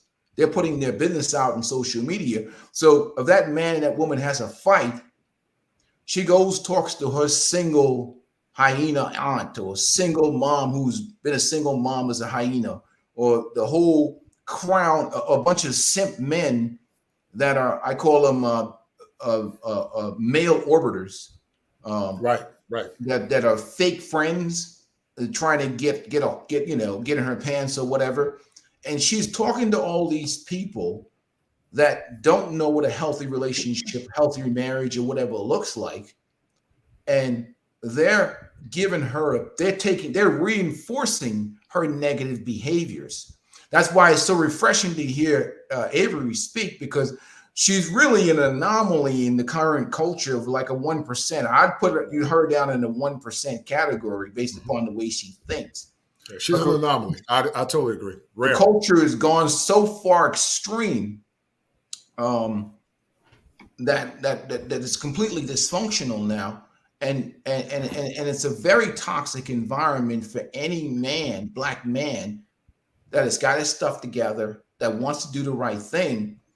I think the prospects of him finding a good quality wife, because if you're going to marry a woman, you're going to marry her family too, and you got to look at all the toxic people around that she listens to, because they're going to be in your marriage and they're going to be giving her advice, her mother, her father, her sisters, and all the people, whether she listens to them or not. And none of the mentalities of the day supports family, community. In fact, many of our issues today is really controlled by the alphabet community, by feminism, by so many different ideas. Even the church itself has disintegrated into whatever. That used to be some type of moral hierarchy. If the family failed, the church was there to help hold the family together. Now the church is gone crazy.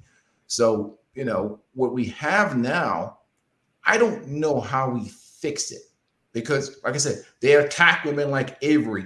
They attack men like us. They don't want to hear masculine voices. They don't want to hear, you know, if you tell the truth now, you're labeled a misogynist. You're labeled a woman hater.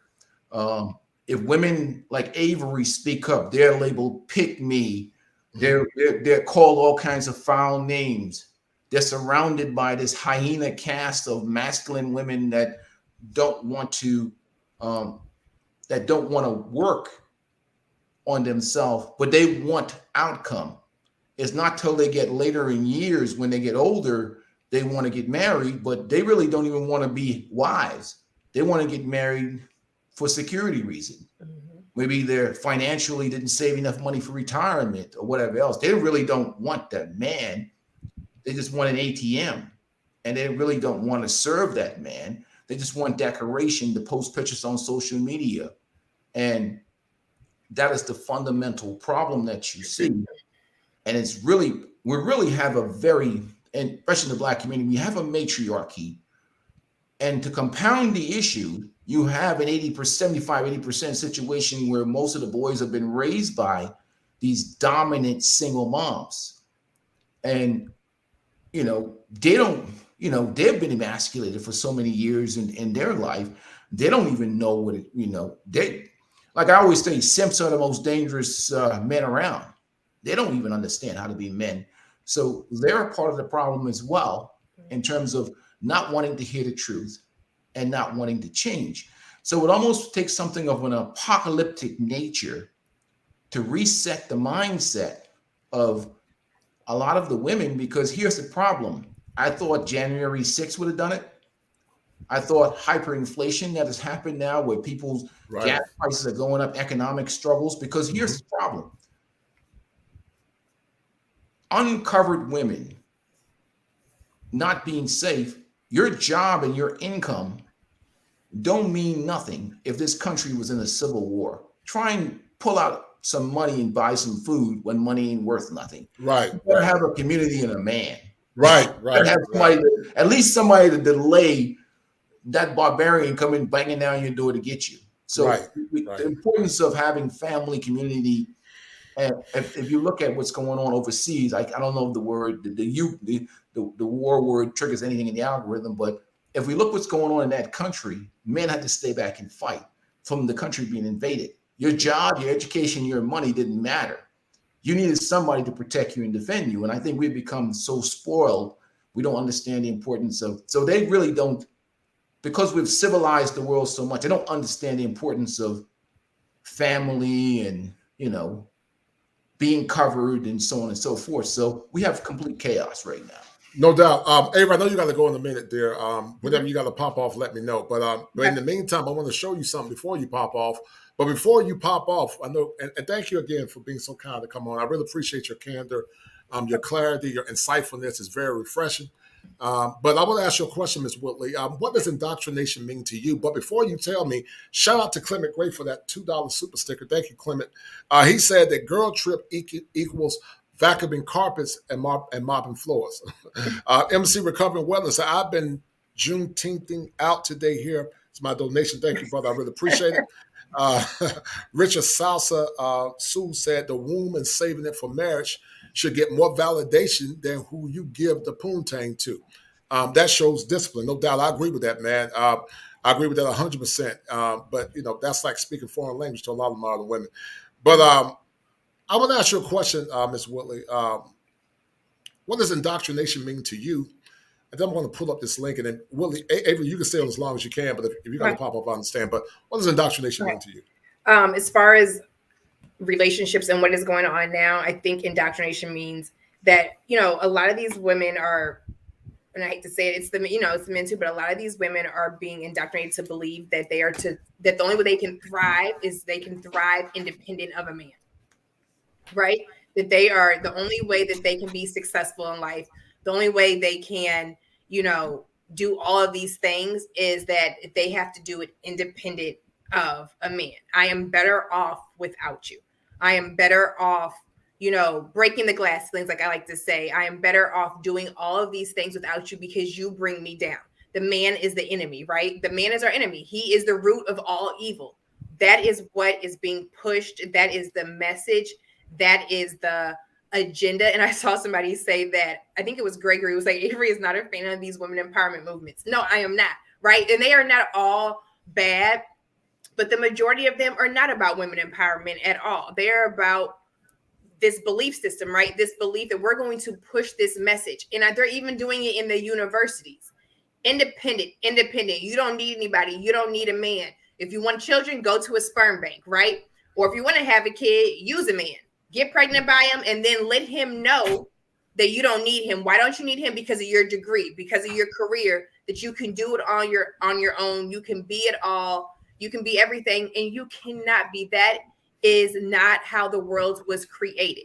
Man and woman were created to work together, right? To become one, whether it's in your personal relationships, you become one, or whether we're in business, we were created to collaborate, to be on the same team, not to thrive independent of each other. And that's what it means. It's it is all in the messaging. Like you said, now you have the boys, right? You have these men, 80% of them or however many are being raised up, and you have girls that are like, oh, they're F boys, oh, they're this. No, the boys are becoming more feminine and the girls are becoming more masculine. And it's like a complete role reversal, right? So you have young boys now who are leading in their femininity. And then because the way that these women are raising them, and then they're raising their daughters to be warriors. You're raising your daughters to be men, and you're raising your sons to be women. And it's completely flipping everything. That is why, like I've said before, even when my boys are here with me, if the trash is, I will almost let the trash cans overflow, right? Can I take it out? 100%. But it's just little things I'm trying to do. And even my daughter, Gabby, she said, oh, I want to take the trash can out. Oh, I want to do this. And I'm like, no, your brothers will do that. Last week, she washes dishes. I let my daughter wash the dishes. And we have a dishwasher. And one of the boys went to get a cup of water. And when they put the water in, all the suds, it was all these suds popped up. And like, Gabby can't wash the dishes anymore. But the point is that I want her to know it's little stuff like that. Could her brothers wash their own dishes? Are they older than her? Yes. But they had finished eating. She took the dishes off the table and she wanted to. They actually went and laid down and relaxed. And she was standing in the kitchen on her little step stool, washing the dishes proudly. You know what I'm saying? Help me make their plates. And then when she was finished doing that, then they came in, they took out the trash, they pulled the trash cans to the front. And it's little stuff like that that I want them to see, because I don't want my boys to be emasculated. I'm not raising 3 girls. I'm not raising 3 young women. Their fathers are not raising little girls. No, we have boys who will become men, and I have a girl who will become a woman, a whole woman. We're trying to raise a whole woman and a whole man, because I can't leave it to society. Like, there's TikTok, there's all these things. I'm like, no. That's not reality. I probably talk. Some people think that I talk to my kids too much and that I am very unfiltered with them. But the reason I am doing this is because they have so much access to information that is not real, right? Right. A bunch of personal and political agendas. And I'm like, no. That's not the way the world is. That's not reality. When they're like, well, why do we have to do this? I'm like, look, you all are going to be men one day. Before I get on live streams and they're here, if they're running around, I tell them, as the young men in this household, right? You should be doing stuff to also make my life easier. Just like I'm doing stuff as your mother to make your life easier. You should be in this house doing things to make my life easier. When it comes time to, we are pouring into each other. We are on the same team. We are in collaboration. We are not tearing each other down here in this home. We are not draining each other.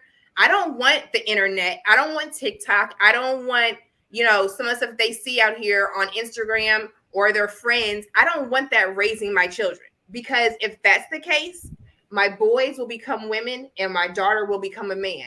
And that's not what we're doing. I didn't go through hell and back, right? I didn't go through all of the introspection, right? Which I still do, but the uncomfortable parts, when I had to isolate myself, right? I had to completely unbecome so I could become. Like, I was stripped down, completely naked, heart ripped open, right? So I could become the woman that I was created to be. And I did that not only for myself, but for my children, for the boys, because I'm the first woman in their life, right? I am their first example of what a woman is. I am my daughter's first example of what a woman is. And not only do I owe it to myself and I owe it to my creator, but I owe it to them to try to restore some order and to try to show them, okay, this is what a whole woman looks like. You know what I'm saying? You've witnessed what a broken woman looks like. You've witnessed what a hurt woman looks like. You can look in the world and see hurt, bitterness, unforgiveness, women leading in their masculinity, women emasculating men, women, doing all of these things, the men that are walking, leading in their femininity or whatever. No. That's not how we do it over here. You know what I'm saying? Because that's not natural.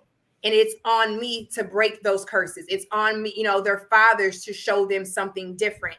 And hopefully it takes root. But we are in a crisis. This is the real crisis. It's not a food crisis. It's not a gas crisis. Like I saw somebody said about an uncovered woman, right?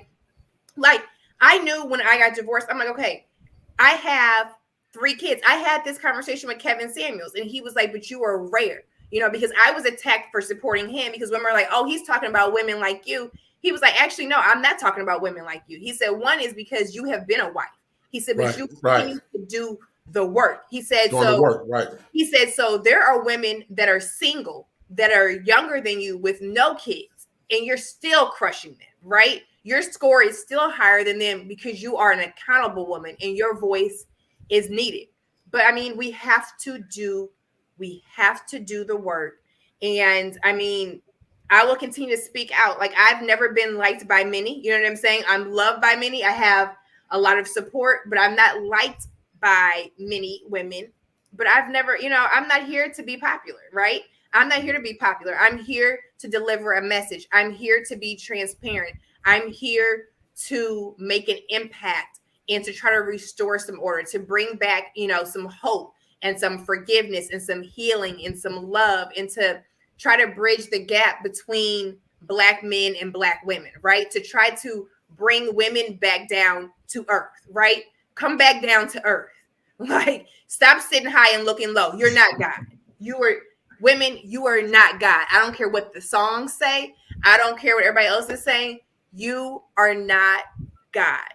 No, I totally agree. Shout out to my man, Top Gun. He said she just explained the Willow Lynch letter. Thank you. Ava, I want to show you something real quick. Okay. And this is not going to be long, but Ingram, you know about one of you actually subscribed to her. Suzanne Venker? Right. She is going to give a powerful expose, guys. Hold tight. But she's going to give a powerful expose. But before I start, this is fair use. This is for educational purposes. I want to make sure, because sometimes, you know, the internet does crazy stuff. So for clarity, this is for education. This is for education. And I'm using this as a part to bring clarity to this conversation. She was at the 21 convention. Shout out to Susan Venker. I'm going to try to get her on my show at some point. She, like Dr. Helen Smith, are part of the brigade of women that are actually joining hands together. Avery, she's a good woman that are trying to talk about the foolishness that's going on in these modern times. But let's listen to what she's talking about. And she's talking about what feminism, here's what makes feminism so insidious. And Miss Woodley and also Ingram, this Peaceful Life, this leads to why so many women in relationships feel, or more or less have caused their men to be alone. They've been indoctrinated to say that it's your body and you don't have to give him sex if you don't want to. But then when it comes down to him being a man, he got to always be a man. When it comes down to him being a man, he got to always give out his resources. He got to always be in a traditional role, but she can pick and choose when she wants to be in a traditional role, because these kind of ideologies are causing men to feel like they're alone, and many suffering in silence because of it, and it's causing the marriage rates to plummet. Listen. The women who have the most power in this country are not everyday women like you and I, who are living quiet and hopefully happy lives. They're a very left-leaning, disgruntled bunch who reside first and foremost in our universities. That's where the propaganda really begins. But also in the White House, in the news media, and in the most impressionable space of all, Hollywood. These women, along with their weak-minded male colleagues, routinely and incessantly sell the idea that men are toxic and that women are victims of a society that is set up to make them fail. How can women ever be content in an environment that insists they're victims? How's that possible? And how can men and women find their way to each other under such destructive cultural conditioning? Just the other day, Netflix CEO Ted Sarandos said about his profession, quote, "Storytelling has real impact in the real world." You think? That impact can be hugely positive, and it can be quite negative. And indeed, the messaging that comes out of Hollywood is almost all negative when it comes to the relationship between women and men. Very little, if any, pop culture has narratives about love that are uplifting, empowering, or just plain real. And what we see and hear around us is hugely impactful on our thoughts and decision-making. Most people need to be confirmed by the society in which they live. So if the constant drumbeat to which we're exposed is that men, especially fathers, are clueless at best and dangerous at worst, what do you think that's going to do to women's perception of men? And what do you think we're going to get from men in return? We're going to get exactly what we are getting. To begin, a widening education gap across the US. The number of men currently enrolled at 2- and 4-year colleges has fallen behind women at record levels. And this imbalance has massive implications for society. Not because there's anything wrong with not having a college degree. In fact, the state of universities today is such that I personally believe they're going to fall apart eventually, but that's a different conversation. But because women are predisposed to marry men of equal or higher status. Let me say that again. Women are predisposed to marry men of equal or higher status. Women aren't doing anything wrong in wanting that. It is literally how they're wired. And for good reason, which I'll come back to in a moment. What this means is that if women continue to outpace men on college campuses so dramatically, as they currently are, the number of equally college-educated men will be so small that women won't be able to find the kind of man they want to start a family with when they do later on become hell-bent on doing so, which almost all women do. First and foremost in our universities. What do you hear, Miss Woolley, when Susan Vanker is talking about those talking points? You in England, what are you guys hearing from Miss Vanker? Because she's bringing out some very important points. But what are you guys hearing from Miss Vanker when she pontificates those very meritorious talking points? What I'm Go ahead. You can go ahead first. What I'm hearing is there's going to be a lot of lonely women out here because, to be honest with you, with a lot of college loan debt. Because at the end of the day, many of these women, and I've dealt with many of them that have these higher education. And to be honest with you, no disrespect to all of them, the majority of them are broke. The people that are really making the serious money are usually these guys that go to these trade schools and get all these HVAC certificates and running their own businesses. They're doing well. But a lot of these women, not all of them, don't have any money. I mean, they just don't. They have a lot of education. They have a lot of student loan debt, but they just don't have any money.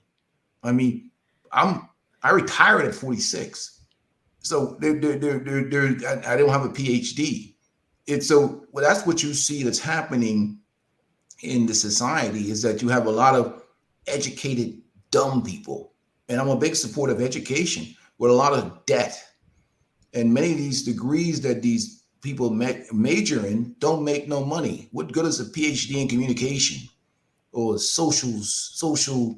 You know, you're not making the kind of money that you need to make in terms of having certain technical degrees, engineering or sciences, or any of the business or harder degrees that pay more money. Ingram, hold tight, dog. I don't want to cut across you. Avery got to leave in a few minutes. Hold your point. I'm going to bring your point back, Ingram, but I know she got to leave. And Avery, once again, thank you, dear. I really appreciate you coming on. As always, I feel like that guy that back in the 70s said, feels like, I don't know, just like sunshine when she's gone. I can't think of his name. But anyway. Just kidding. What did you get from Ms. Vanker? I know you got to go in about 5 minutes, but break down what you heard from Ms. Vanker from my point of view. No, you know what? I heard the truth. First of all, I love what she said about where you find some of these women at, right? She was like, you're finding them in the universities. You're finding them in the White House. You're finding them, in the boardrooms in corporate America that are, here I go again with these agendas and with these beliefs. And then she talks about their weaker male counterparts, right? This is where you are finding them. And they're the ones that are controlling a lot of the information that is being put out there when it comes to, women and men and what women are taught, right? We're taught that what makes us a woman makes us weak, right?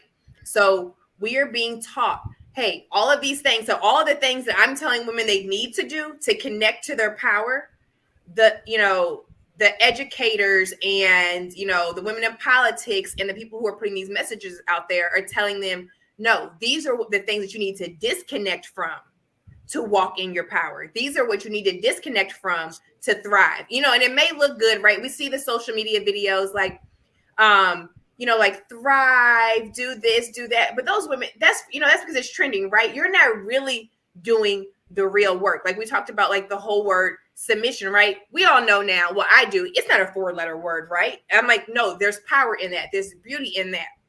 But when you're constantly being force fed and being told, no, this is what makes you a strong, powerful woman, a successful woman. This is what makes you a weak woman, right? As a woman, you are here. We are constantly creating spaces for women. We are constantly lifting women up. We are constantly, telling women that they don't need to be held accountable, that they are above all, that they are everything, that they are queens, that they need to adjust their crowns. But to me, it's like, how can you be a queen without a king, right? Right. Queens, we're not all rah, rah, rah, but you see so many women like that, right? That is what we see. That is what is scaring the real men off. They're like, wait a minute, I don't want nothing to do with that, right? I don't want anything to do with that. Like you said, I don't want to be married, but they want to be married, but they don't want to be married to that. And I don't blame them, right? I want to be in a relationship, but I don't want to be in a relationship with that. Yeah, because you don't want to get into a relationship and step into World War III, right? You don't want to be in a marriage and be at home and your home is a battleground. You are the man, you are the provider, and you're tiptoeing around your house like there's grenades planted, right?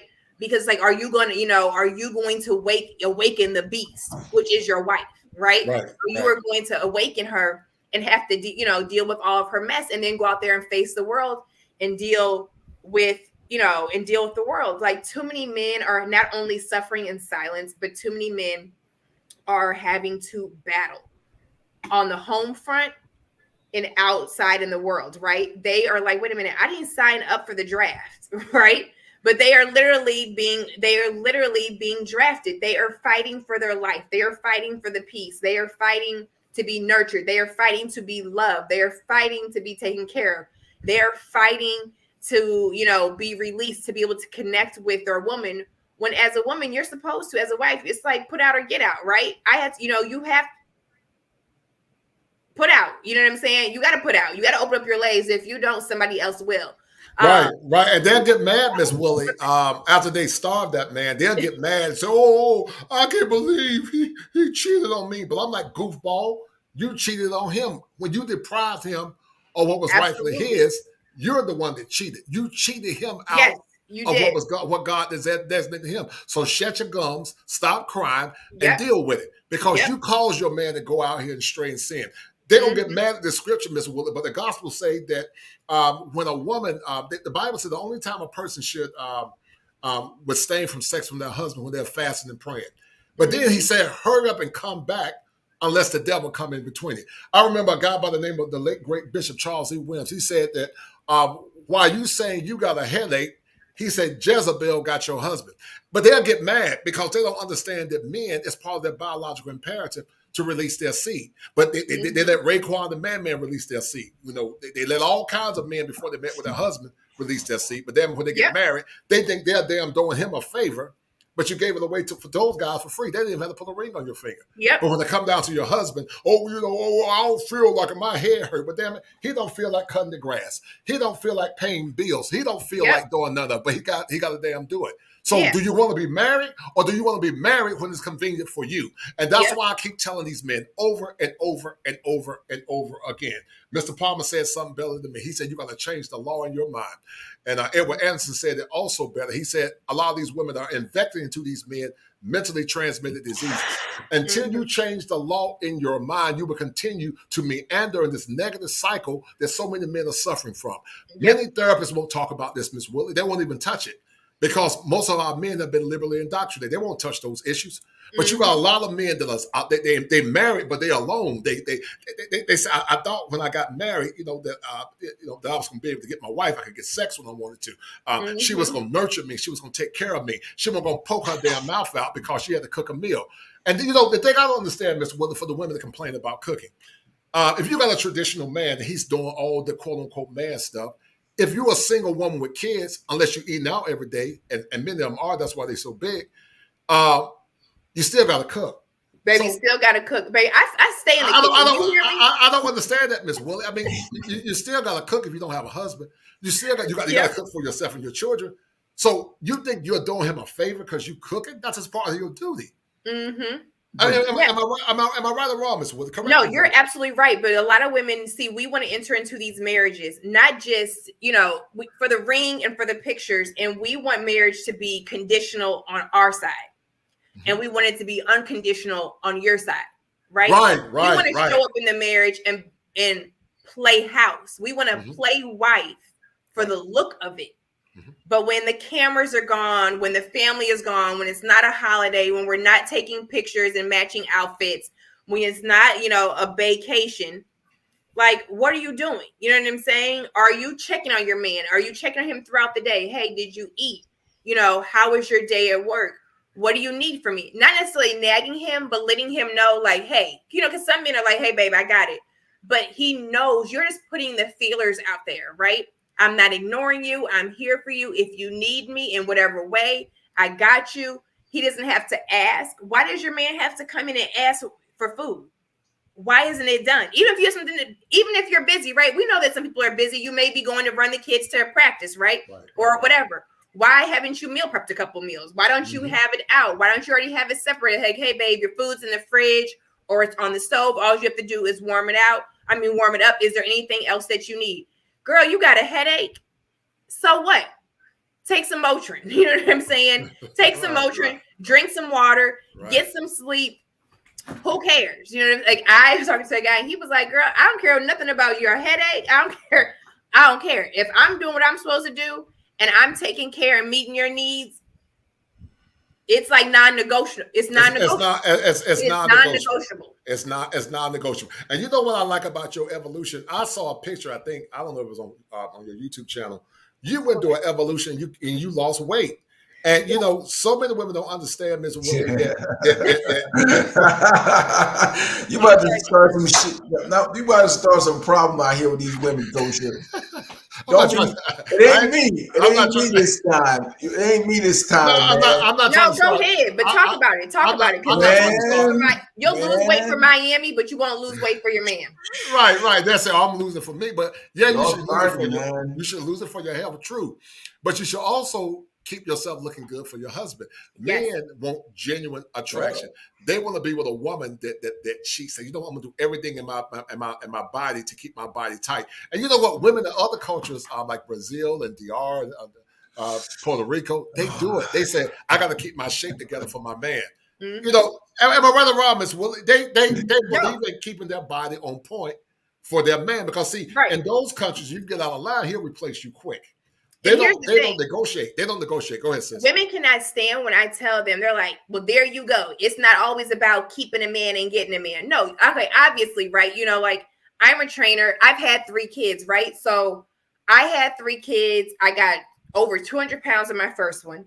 I've been through the weight gain and the weight loss, right? But I'm telling women, I'm like, yes, you work out for your health.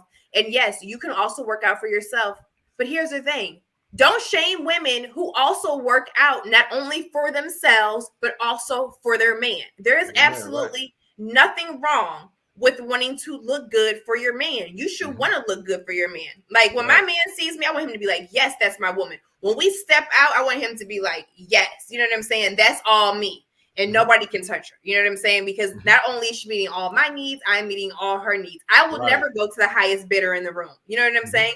Like, I'm not one of those. It's not a conditional thing. But ladies, take care of yourself. Look good for your man.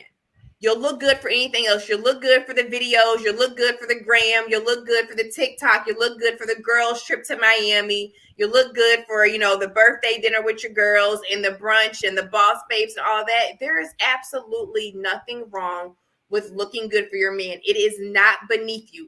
That is your job. You should want your man to find you attractive, more attractive day in and day out. And nobody's saying that you get up and you're dressed from head to toe and in full glam every day. No. But if you don't like the bonnet, take the bonnet off. You know what I'm saying? Right. Don't make him try to do all that with that bonnet on. If he likes to see you a certain way, if he's like, hey, men, you tell us. Take that mess off. Take it off. Men, take it off. Tell us what you like. You'll say like, oh, babe, I like when you wear this. Oh, remember when we went out that one time and you wore this or you had that on? I like that. Men will tell us what they like, what they want to see us in. Listen up and do it. Just do it. I am telling you, it will make your life easier. The more you pour into your man, look, you pouring it. I don't want to spill this on me. You're pouring into your man. When you're pouring into your man, you're actually pouring into yourself. Right. Into your man. And you know what, Avery? You know what? No man want to make love to his wife with that damn strawberry shortcake bonnet on. Take that. Nobody. But to me, I wouldn't even feel sexy, right? Girl, you better. That's what satin pillowcases are for. Baby, take that mug off, have that hair doing whatever it want to do, because he's not there for that anyway. But to look down and you looking like Chef Boyardee, like that's not true. You remember Chef Boyardee? Hey, I hope they never. Hey, hold on. Now you see, I don't want no trouble now.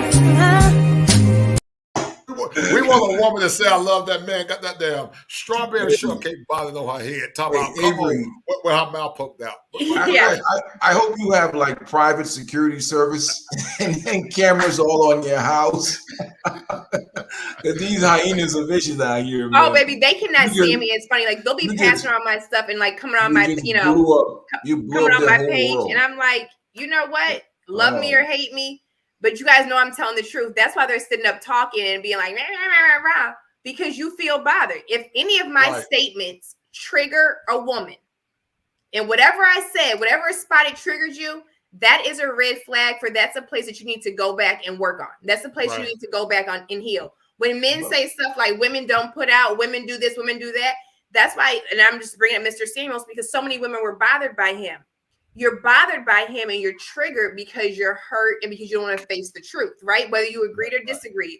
The stuff that you guys are talking about, the stuff that people in the comments are talking about, it's true. I'm not over here cowering and hiding like, oh my gosh, they're attacking women, because I'm like, no, yeah, you are attacking, like that's true. It's not an attack. That's true. I'm not that woman anymore. You know what I'm saying? Like I'm constantly having to check myself.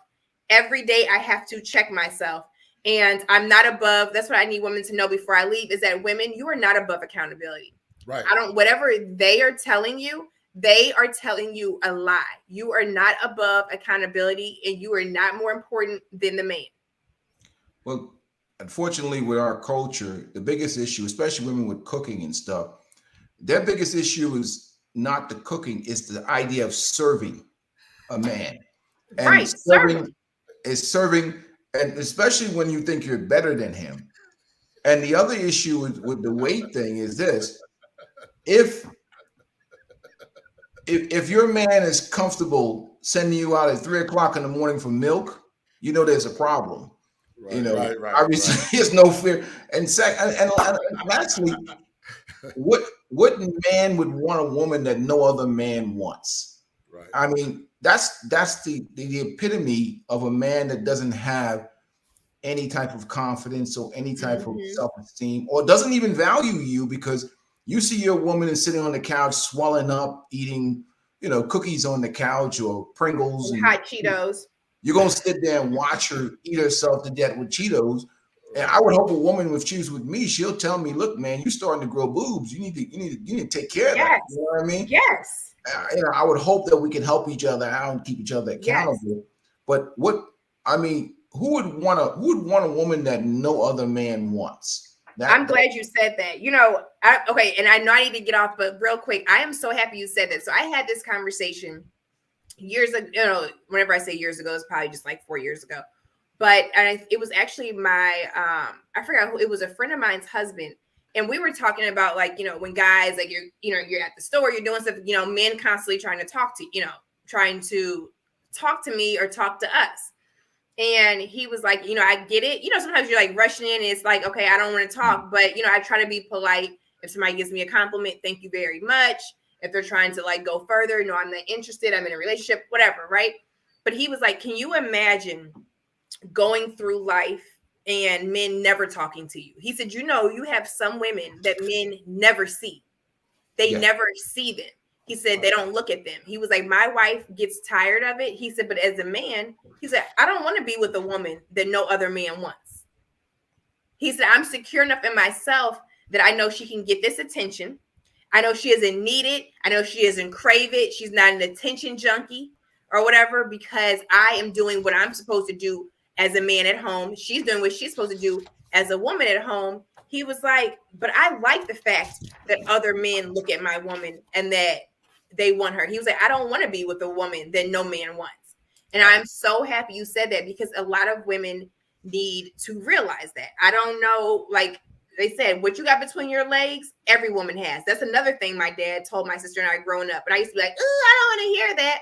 He was like, but I'm just being honest. What you have between your legs, every woman has. What else do you have going on for yourself? Your looks can also get you in the room, but they won't keep you in the room. They won't keep you in the room, right? You have going on for yourself, right? Right. And then he also told us, don't be with a man who can't do for you the way I've done for you. But if he leaves you tomorrow, your light should stay on. You know? So it was like a lot, but you don't have those messages anymore, right? You don't have women like they think that serving their man is beneath them because men are beneath us, right? Men are beneath us because that's what the world is telling us. That's what the empowerment movements are telling us, is that men are beneath us. No, men are not beneath us. What is a woman without a man? The woman wouldn't exist without the man. Woman, you would not exist without the man. We need men. We need men. Stop thinking that like, oh, I don't, when he fails to realize that I don't need him, I want him. You are not the chooser. You know what I'm saying? You are not the selector. You are the woman. Stay in your place. Stay in your lane. They really not going to like that. Because, when you tell a woman to stay in her place, she thinks that you're demeaning her. Stay in your place. Stay in your lane. You have space to be a woman. That man needs space, the space that he needs to be a man. Take the pants off. Take the pants off. Wow. Soften up, sis. Baby, soften up and just rest in all of that feminine glory. Man, Avery, we're gonna hold on. We're gonna have to get the fruit of Islam for Avery, but hold on, that was savage, man.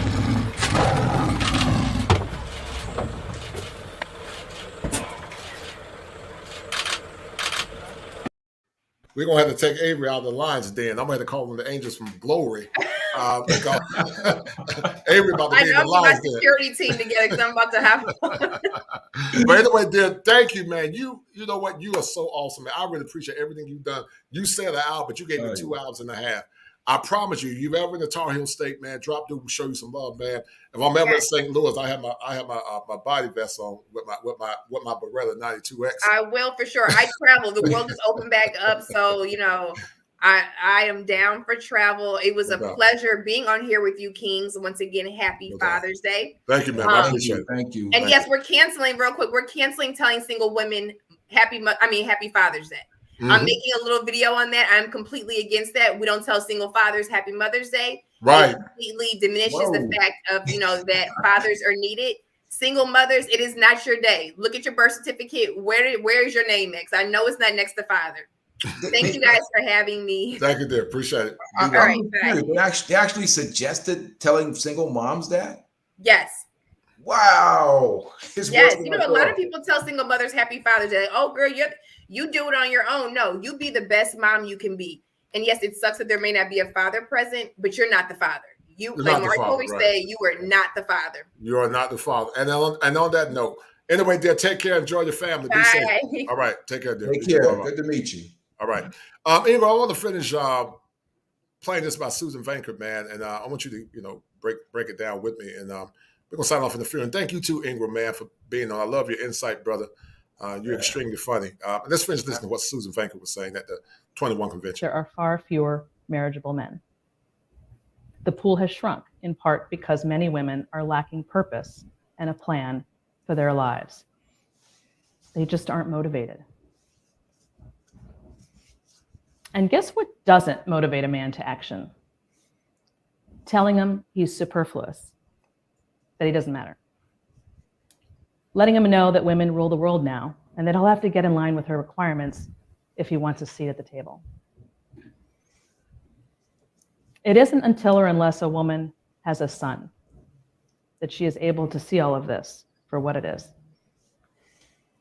America is clueless about the value of men and what they offer women, children, and society.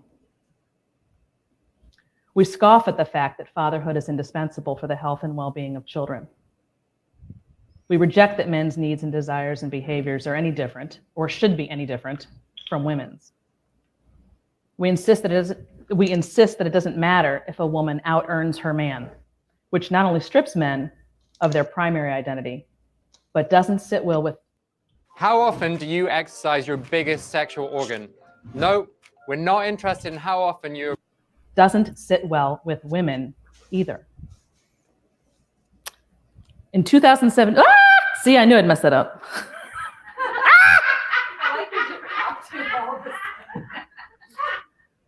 Oh my God.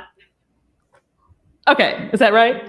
In 2017, Pew Research published a finding that was headlined, "Americans see men as the financial providers, even as women's contributions grow." 71% of all Americans, men and women, said that a man's earnings are, quote unquote, very important for him to be a good husband. A mere 25% said the same about women. And that is where the rubber meets the road, right there. Because that isn't economics. That's male and female nature. And it isn't going away. And it isn't going away for one simple reason. Because women have babies and men do not. And this has dramatic implications. Not the least of which is that women become vulnerable at this stage of life and in fact do need a man on whom they can depend. Because if a woman marries a man who's not motivated to achieve or to build something on behalf of his family, the biological imperative of mom and baby cannot be met. When this happens, mothers and babies want to be together but can't be. And this phenomenon is wreaking havoc on women who are thrust back into the workforce long before they're ready to be there. And that's when their lives become unmanageable. That's when the real problems begin.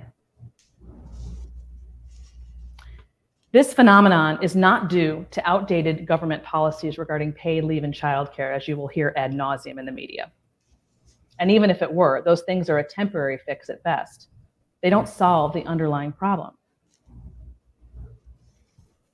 The real problem is that modern women have been encouraged to build lives that do not work in the long term, and that, quite frankly, don't even match what most of them want.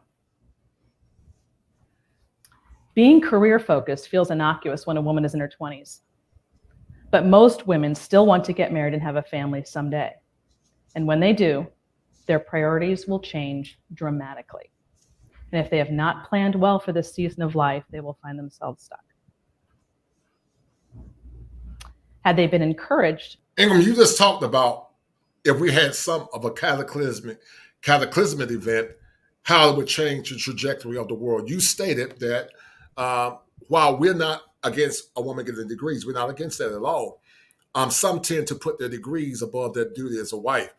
And she's talking about how a lot of women are going to be in the catbird seat, Ingram, because they're not going to be able to get a man to help them in their latter years. What are you gathering from Ms. Vanker based on what she said?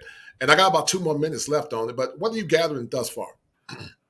What I'm gathering from her is that basic human instincts to be wives and mothers, is ultimately going to want to supersede these degrees and this education and so on and so forth. But the problem is modern women particularly are stuck in their ways. And, I always say it's probably easier to perform a resurrection than to get modern women to change anything about themselves, because there's no real incentive to do so. Right. And what happens is it leaves a lot of them miserable and alone because they see their degree and their education as their value. And unfortunately, that limits the pool of men that they can be in relationships with, which is going to leave them in a bind. Because today, I don't think a lot of men are going to want to compromise on their peace to be with these types of women. And I mean, a lot of these modern women too, and highly educated women, I don't think they bring a lot of peace to relationships. And men want to live in peace. Right. Nobody wants to be up in the middle of the night debating some liberally educated woman with her PhD in liberal arts study about, gynocentric matters. You're just trying to get laid and go to bed. Nobody has no time for that. You know what I mean? Right. And that's the problem. You can't live in peace with them. So even to that extent, even if they were to meet men that were on their same level, most men on their same level don't even want to choose them because they don't see that as the means that what they have is unnecessary for what they need them for. To be a mother and a wife doesn't require a PhD. No, I totally agree, man. I agree with you 1,000%. Hold tight. We'll finish this what Susan is saying. Then I'm gonna drop the link for a few. Then we're gonna end this stream. And Ingram, thank you again, man. I know tomorrow is Father's Day. I might plan a show tomorrow, man. So if you can get that doing, man, if I don't go home to see my dad, which I need to, feel free to pop back in. But hold tight. Let me finish playing this, and then we're gonna drop the link and have the brothers to come on, and we're gonna keep it under 30 minutes because I don't want the stream to go over 3 hours. So keep listening. To reverse their priorities from the get-go, to put marriage and family at the center and tailor all other life decisions academically, professionally, and even financially around that instead, their lives would be functioning more smoothly. We're running around in this country acting as though men and women must live identical lives in order to be deemed equally valuable. It doesn't need to be this way. There's a completely different and much more powerful way to approach the relationship between women and men. To build a relationship that lasts, men and women must take into account their respective biological proclivities.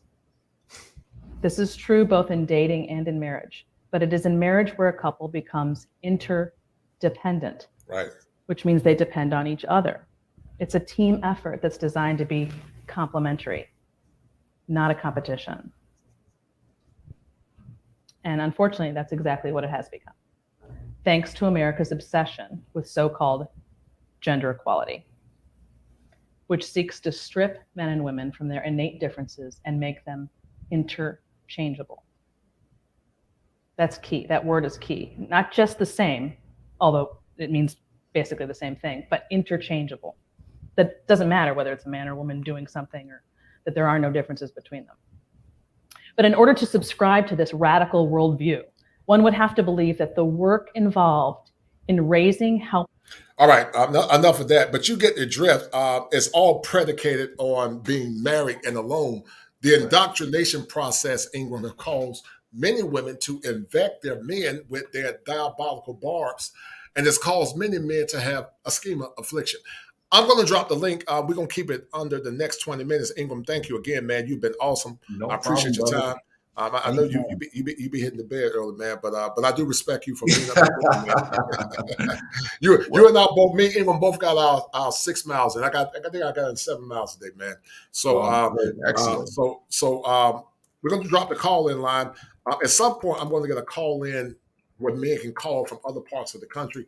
I'm going to get a number. And I don't know if I can link it up to my machine or I'm just going to have it on my phone. And you guys can hear other people calling. I'm going to have a literal live call in.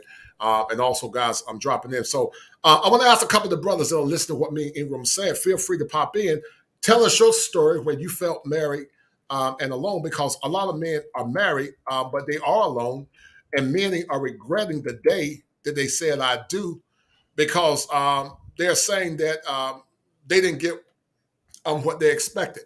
Ingram, when you got married so many years ago, I know you're not married now. Was there ever a time in your marriage where you felt alone? You were like, damn, man, I'm doing everything right, but this woman is laying right here beside me, but I feel alone because I'm not getting the nurturing that I need as a man.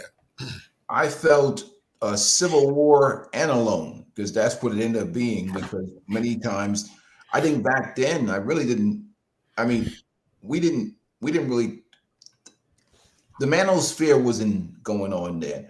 There were probably back then maybe Tom Likas or whatever else, but there wasn't this type of space trying to educate men about female nature, feminism, all these radical things that were happening at that particular time in the culture. So when I went into marriage, I was blind to that.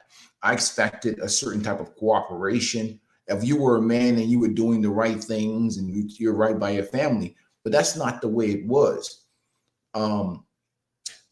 one of the things Susan Venker talked about is recognizing the biological difference between men and women, and both genders have their different needs and wants. Obviously, a lot of the social agenda tries, or liberal agenda tries to make this believe that gender is just a construct, but it's completely different. And what happens inevitably, because of feminism, because of all these different things, those things are brought into the marriage, whereas that woman with these ideas or the ideals tries to make sure that there's certain checks and balances where she's not being led or dominated or managed by the evil patriarchy or whatever, and don't let him ever feel like, you know, he's in control or he's running things or he's leading things. And I think for me, that created a lot of conflict, because the term modern woman wasn't out there, but obviously feminism wasn't like, we were all raised and grew up in these environments where we didn't really look at how toxic feminism was back then. I mean, there were shows and whatever, YouTube was out there, but it wasn't like how things are out right now, and all the information is out right now to educate men. So you went into these marriages and these relationships not truly understanding how much times have changed. Mm-hmm. And I think that's what ended up happening. And I know all these guys talk about being in masculine frame and holding women accountable and whatever else. That's great and wonderful, except you're going to get a stroke and die if you have to check a woman every week for being disrespectful and rude.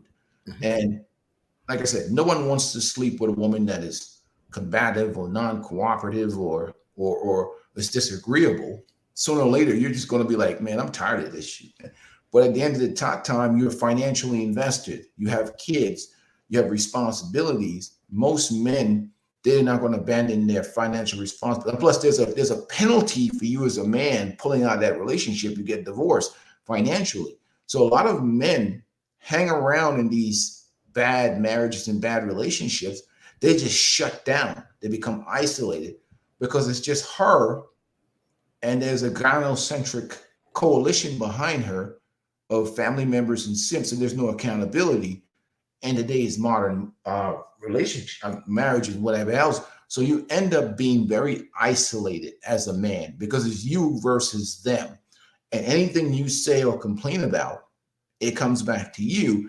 And when you're married, you're financially invested with the state. It's not that easy just to pull out and then tell you, unless you just say to hell with it and just pull the trigger.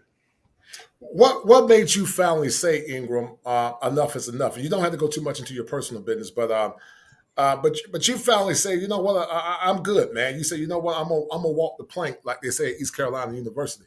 I'm going to go ahead and walk the plank. But what made you walk the plank? You did something that was very heroic and very courageous, and you say, you know, enough is enough. What eventually caused you to sever your relationship? And you can talk in part. You don't have to tell all your business, but I think what happened is when the peace and the stress got to a point where it's affecting my function on the job, mm-hmm. affecting my mental health as a man. Because I remember, one time I was just parked at the light, and the light changed like twice, and I was still sitting at the light. And that's when I took 3 days off from work, and I filed a paper. I said, I gotta get out of this. I'm not fighting. I'm not going to live in a combative environment or in a stressful environment. Like I said, I didn't understand, you thought if you did the right thing as a man, you would have peace and cooperation in the house. But that's not the way it works nowadays. It's not, you could be the greatest man on the planet. It's just that I think ideally, modern women in that regard are just raised not to respect or appreciate men. Right. So that's the fundamental flaw. If they were not raised to be wives, obviously during the selection process back there as a young man, you really weren't, wasn't educated on how to not pick those types of women. So you went in there, you make a lot of errors, you make a lot of mistakes, you learn from it. But ideally, once it gets to the point where it's so toxic, that is affecting your health, your well-being, and how you move, it's time to get out of there. You know, JBWR saying, I shut down and thought about sticking out for the kids and stepkids, but eventually I checked out entirely. And that's a bad feeling, man, to be damn this existing. You don't even have a purpose. You're just in that dark vortex that I talked about Ingram being a utility for her needs instead of yours. LTR, man, how would you like to answer this conversation, man? Every time I see you, man, I'm thinking love, togetherness, and devotion, man. But how would you like to I'm gonna have to change my No, you cool, brother. I've been thinking about LTD, man. I'll be trying to go back in the 70s, man. But how would you like to answer this conversation? I don't know if you have been married, but many men are married and alone, and you know, many are suffering in silence because, as Michael Jackson said, they don't really care about us. How would you like to answer the conversation, brother? Yeah, man, it's an unfortunate situation to ever be in. Me myself, I found myself alone in the marriage. And turn your background noise off, please.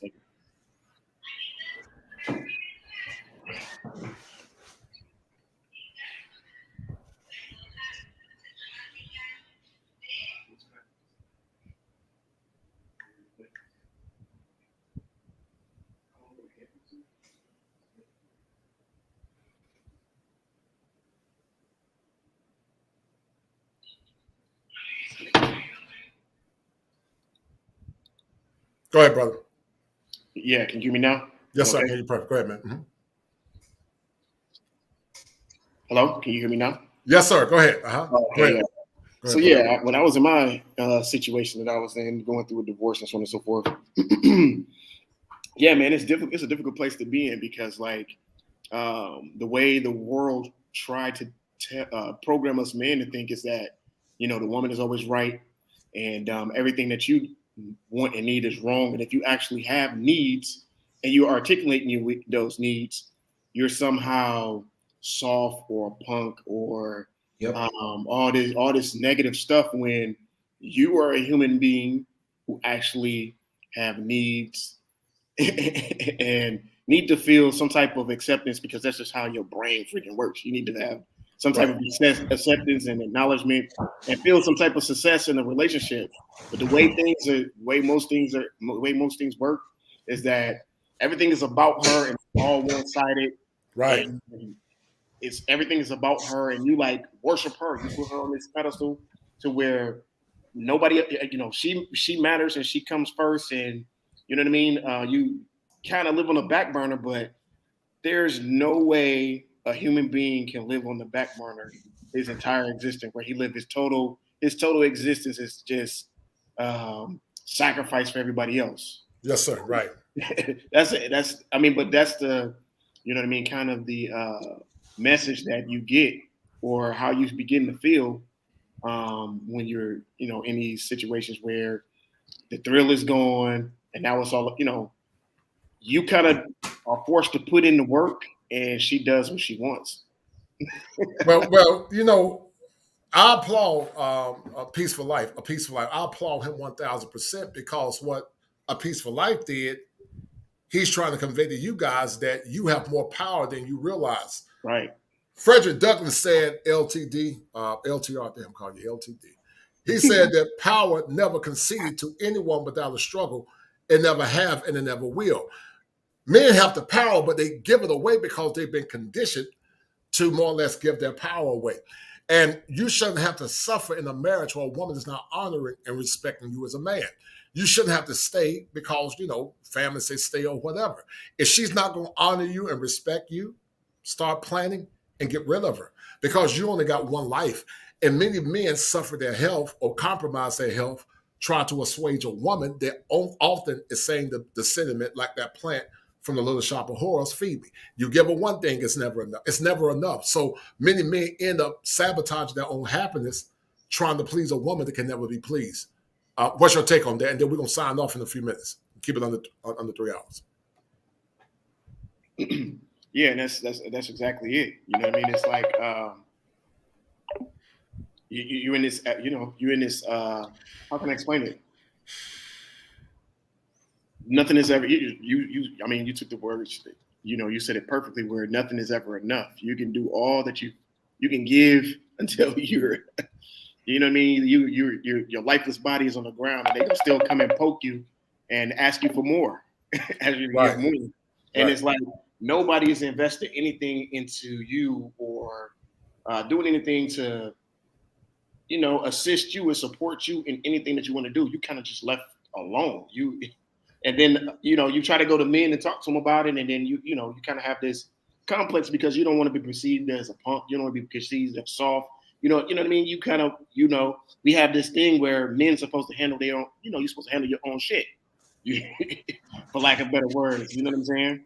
And when you try to appeal to brothers sometimes about like what it is that you're going through, it's like sometimes some people are so busy or overwhelmed in their own situation, they don't have enough time to allow you to vent or allow you to you know what I mean, to provide support in the way that you need it in, you know, particularly, you know what I mean? Because sometimes it's even, some people feel like it's like this. It's a difference between what people think you need and then what you actually need, you know what I mean? And sometimes people don't have the wherewithal within themselves to be able to identify or have the, you know, the clinical ears to listen and say, okay, I understand exactly what you are conveying and understand exactly how I can assist you. You know, if you, I'm sure you know what I'm talking about because you're a therapist yourself.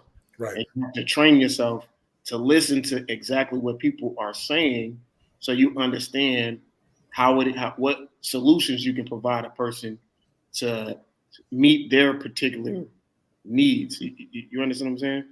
And like just regular people or like the people you feel that love you or something, sometimes they don't hear you. And if you can't figure that out for yourself, you kind of get into this downward spiral of impending doom yourself. And then you have to unplug and salvage yourself the best way you can and make salvage yourself to find some happiness elsewhere, because most of the time, not saying that, you know, everybody should be a therapist, but most people aren't qualified to help you. That's true. That's true. Ingram, we're gonna sign off in a minute, man. Let me hit this because we need to find solutions. You've given some to men that are in the marriages and alone. But Ingram, let's go here and let's ponder this question. What are the? This is the part of the show where we find solutions. All right, Ingram, in under 2 minutes, we're going to keep this under 3 hours. What are the solutions for these young men and middle-aged men, Zennials, Millennials, and also Gen Xers and Boomers moving forward? Because no man should be married and alone. No man should be married and alone because many modern women want you to think like a man and act like a woman.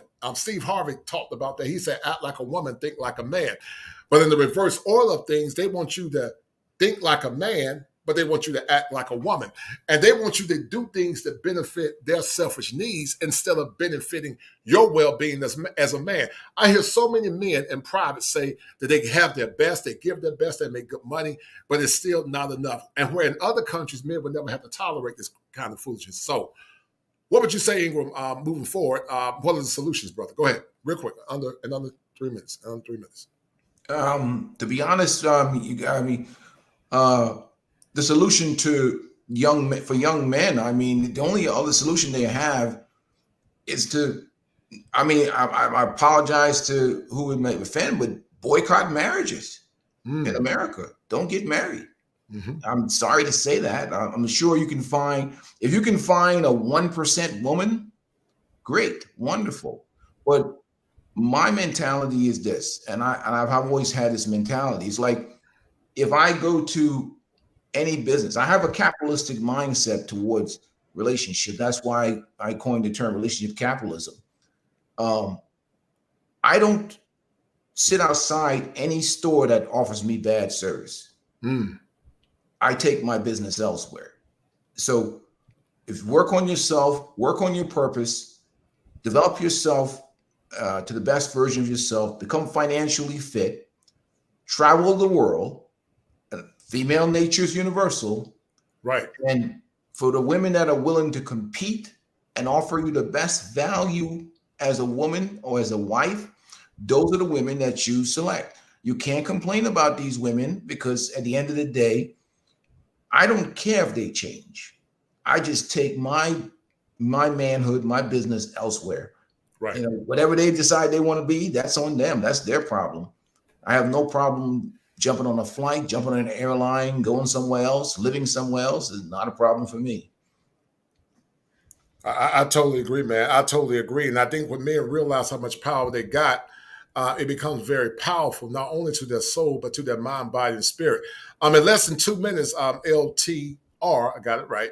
What are the solutions for Zennials and Millennials moving forward, young man? I believe that young men, this is what I think I should have learned before I got married and jumped out there in the world dealing with women. First of all, I just made a Facebook post about this today. You kind of got to unlearn everything your mother taught you about women. Because the women in the world are not your mother. You understand what I'm saying? So you can kind of, deal with your own issues with what your mom thought was good for you. You understand what I'm saying? She tried to give you that advice, but you got to learn to separate so you don't have that problem with transference, right? Mm-hmm. Secondly, I would say learn to play human chess, right? Understand that the king, you young prince, you're going to be, one day you're going to be the king. The king has to build his kingdom. The king needs his life in order. The king needs his team, his network, you understand what I'm saying? And have a plan for himself, you understand what I'm saying? To have anything else to offer anybody else. He needs to have his thing, have his stuff in order so that if things go south and, in a relationship with a woman, you kind of have you thought things through enough to where you got your out plan and you got your, you thought the whole situation through to the point to where you have contingencies to take care of yourself. You know what I'm saying? Before you can take on the responsibility of taking on another person. No doubt, no doubt. Well, listen, this has been another powerful show, man. It's about 58 minutes after the hour. 10 o'clock, I want to cordially thank all the people that donated on tonight. Your time, your candor, and your everything was greatly merited. A special thanks to A Peaceful Life, aka also known as the Ingram Experience, and also to my dear friend Avery Woodley. We may have a show on tomorrow, guys. It's going to be a Father's Day edition. And Ingram, if you can pop back in tomorrow, man, I would love to have you if you're not busy, tied up with your family and your kids. But we're going to have another powerful show on tomorrow, potentially. And guys, share the stream. And I thank you guys for everything. And don't be like this man. Don't be like him, guys.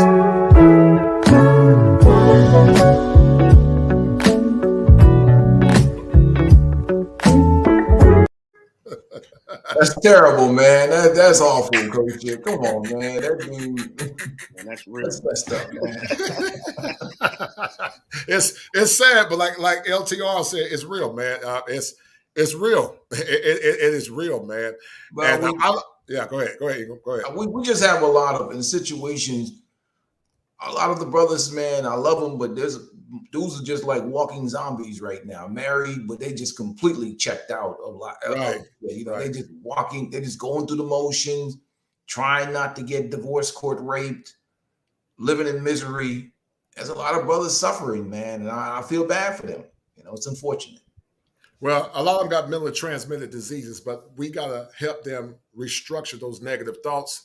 We got to help them use logic and precision to get their needs met, because it's time for men to be empowered, Ingram. It's time for men to start living their lives on their own terms, free of shame, free of guilt. And if they're not getting the outcomes that they want, you just check out, especially to the single man. And take your power back and do what's best for you. I love what Ingram said. He said that, I live my life for me. He said, I love having a peaceful life. And that's what it's all about, man. So many men that went to the grave broken.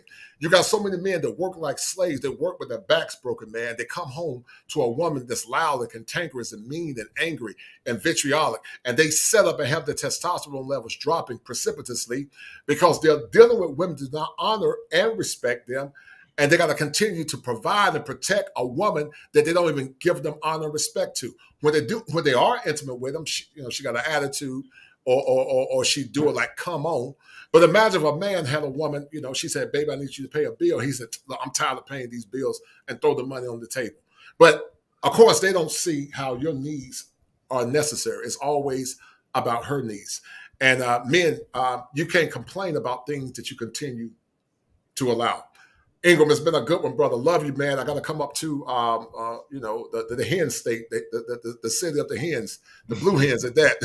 I got to come to the hen state, man, and we're going to chop up some game, man. We're going to go to Lone Star Steakhouse. And if you're ever in the Tar Heel state, man, come up, man. I'm going to take care of you, man. I'm going to give you some of this prime barbecue. We got some of the best barbecue in the world, man. So once again, guys, this has been another good session. I want you guys to take care of your mental health. Happy Father's Day.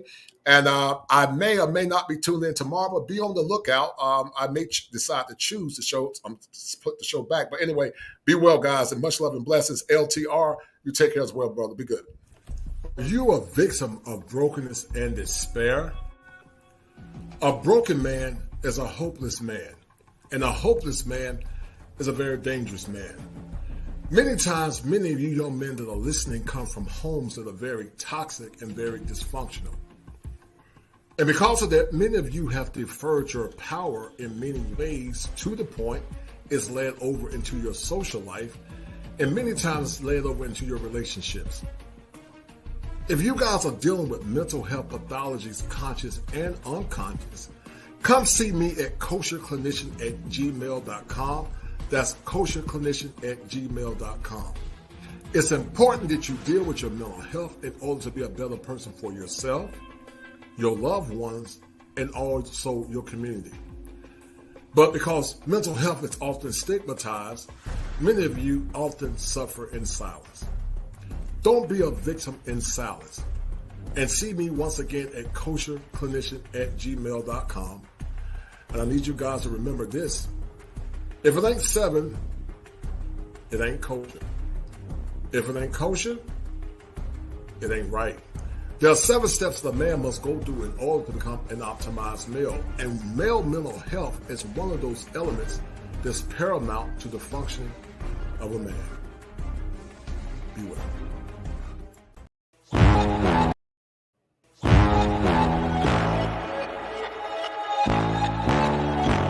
Tell them run it off.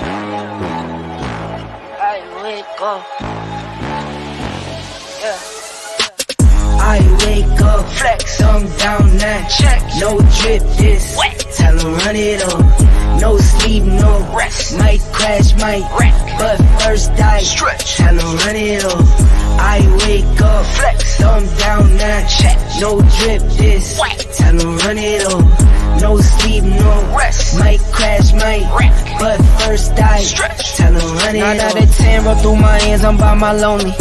Turned to a savage, now my baby wants to hold me. I love my fans, don't need no friends, I got my homies.